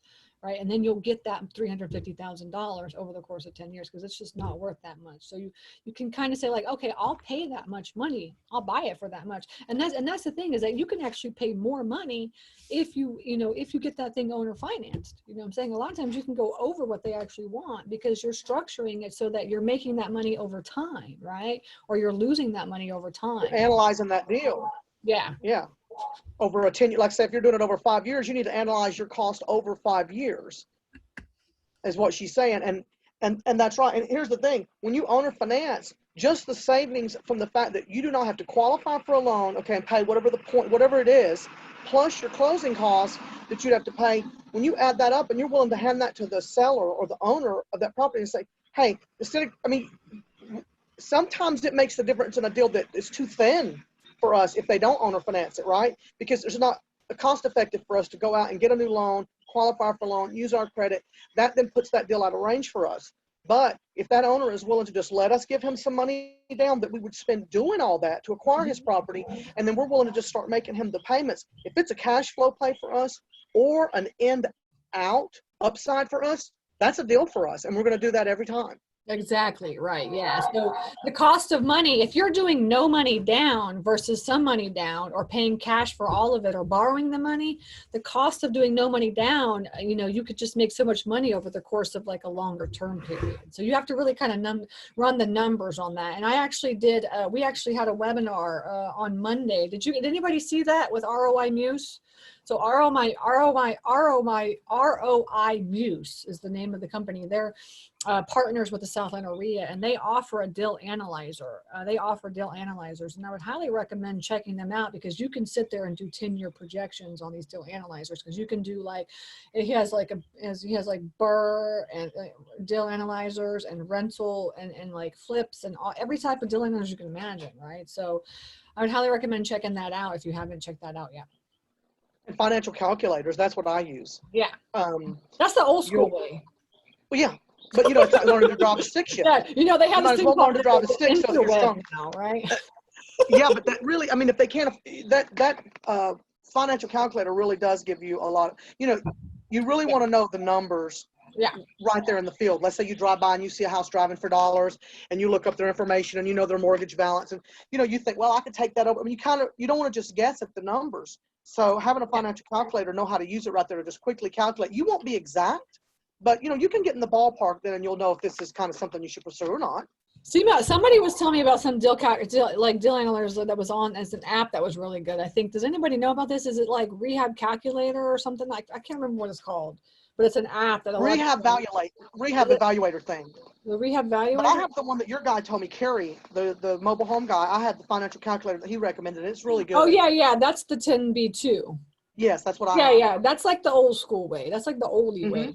Yeah, so that's really hard. That's like you have to learn how to use a calculator. No, that makes you sharp at math, Stacy. You have to be sharp at math. Yeah. And actually, ROI Muse is kind of the same way. It looks like an Excel spreadsheet. But like essentially the point is what we're trying to tell you is that you have to learn how to analyze your deals, especially with creative deal structuring, because you have to look at the numbers over a projected time. That's what we're trying to tell you. Okay, cool. What else? Let's see. If we want to do a deeper dive on the 5-offer system that you teach, but we're not South Atlanta RIA members, what is the cost? And do you have an upcoming class schedule? No, I don't. I only teach this to my mastermind students. You can give a student if you want, but the 5-offer system, that's something that you have to be coached on, honestly. I mean, it's like there's no class, honestly, to learn how to do all that. You have to really be coached on it. Because basically the way it works with deal structuring, Angela could probably say something to this, but it's like, it's just all about experience. It really is. Like, you have to just learn how to put the offers in, and then you just have to come up. You have to, once you learn how to put the offers in, then you have to be able to negotiate and talk to them, right? And so it's really all about experience. It's like, I mean, because I've seen some courses on like creative deal structuring, and they're not good, because essentially you can't just watch a course to learn how to do it. You have to put offers in. You have to practice putting offers in. That's my personal opinion. I agree. And because you have to know the formulas. Like I said earlier, you have to know the formulas. But just because you don't understand a formula doesn't explain someone's motivation for selling. Okay, number one. So just because I know a formula to do a flip, or whether this would be a buy and hold, okay, let's say I do a formula and I decide that this would be a good buy and hold, but the owner's not wanting to sell it. You have to fill each need. Every deal is unique, because every deal is unique, right? So when the seller calls you and says they're interested in selling, you go, look, every house you go look at is going to be different square footage, different construction, in a different different rehab number, different amount of work that it needs, in a different area. So where it sits matters. The factors of then how much is their payment? How much do they owe? How desperate are they? How much time do they have left? So every single aspect of that factors in. And so she's right. It takes experience to understand that. So this is what I do with my new students now. And what we do is, because we have a lot of leads come in, right? So the leads come in and we analyze. I have a guy that runs our lead generation office at Marietta. And so when the leads come in and we evaluate that lead, okay, they want this much money. We look at the ARV. I do the CMAs, because I'm the one that puts the number on what we think this house is going to be worth after it's repaired. And what we do is we analyze the deal, of course, because we want to know, do we want to go out and make we want to make an appointment, we want to make an offer. And so whether it's a deal and we contract it or not, those wheels that we go through as a team that I do with Leland or with Craig or Paul even.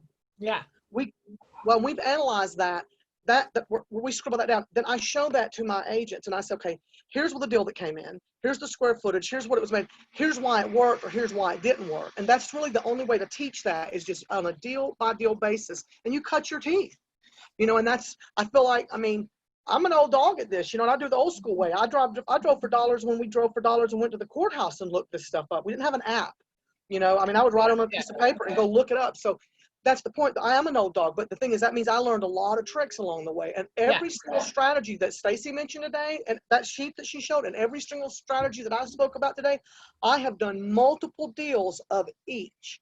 And even some commercial ones that we didn't have on the list today. But the reason why I've done multiple is each, because I would go out initially thinking I wanted to buy the house and we were going to rehab or flip it, or I wanted to buy the house and I was going to rent it out. But something along the way, some particular part about that deal put a snag in me being able to do what I initially was like wanting to do. And that snag made me change course and therefore find or stumble on or just adopt a new strategy. And with COVID-19, we all need new strategies. I don't care, those of us that have experience and we have some strategies up our sleeve, yes. But the point is, we're about to be in a new era and a new way of doing business. And you can think of a new way and a new angle just as easily as I can. So, those of you that are watching, you have to just think outside the box. Think of creative ways. Any way, like I say, there's no wrong way. Any ethical and legal way that you can get your seller goal, just their goal, not their opinions, what it is that they're trying to accomplish. And you can only do that by speaking to them and building rapport. When you find out what their end goal is, figure out a way to get them across the finish line and you will get paid. Yeah. That's all an exit strategy is. Yes, exactly. That's what I said. That's what creative deal structuring is. So basically what we do like in our mastermind is like when the students go out and they're doing all their marketing, whatever they're doing to get their leads in, and then they'll just bring it to our group coaching call. So kind of like you, Angela, like if you guys sit as a team and do it, they'll bring it to the group coaching call, and then we'll sit there and we'll come up with 3 to 5 different ways to put the offer in. And once you do that over time, over the course of the couple months, like you just get better and better and better at it, right? Because, and what she said, Angela says, it's a case by case basis, right? So that's why it's so hard to teach creative deal structuring, because essentially it's a case by case basis, and you really have to think outside the box, right? So like, most people are just going to put one offer in, right? So now you think like, how can I solve their problem, and what are all the different ways I can come up with to solve their problems? Exactly. And I tell people, you're just getting tools that you're putting in your toolbox. You want the right tool, because one day you're going to go to the house and that's the tool that you need. And it may be specialized, but I mean, I would love to have any of you guys that are wholesalers or agents that would want to join our team in Marietta. Of course, I'd love to have you on my team and coach and train you, but I cannot stress enough. You got to go to South Atlanta RIA though and get education, because this is the point. Absolutely. If you picked up anything today, like even a little one strategy about a subject to or something that's a little bit different angle, like the 3-month refi that I do or something like that, that one strategy now is one more tool in your toolbox, right? So if you'll go to South Atlanta RIA, the point is this: you're going to be around like-minded people that they're also trying to think of ways, creative ways to help their sellers and their buyers make deals happen because they want to get paid. And these are also creative people and people that are out here doing this all day, every day. So you got to go to the RIA. You got to tune into these webinars and things, because like I say, pick up one thing.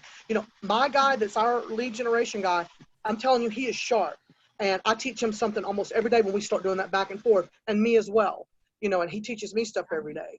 So I'm still learning. being around someone else is a benefit. So go to the RIA meetings. I talked to one coaching student yesterday, and he was like, yeah, I've never paid anything for a house. I just partner with all my own homeowners.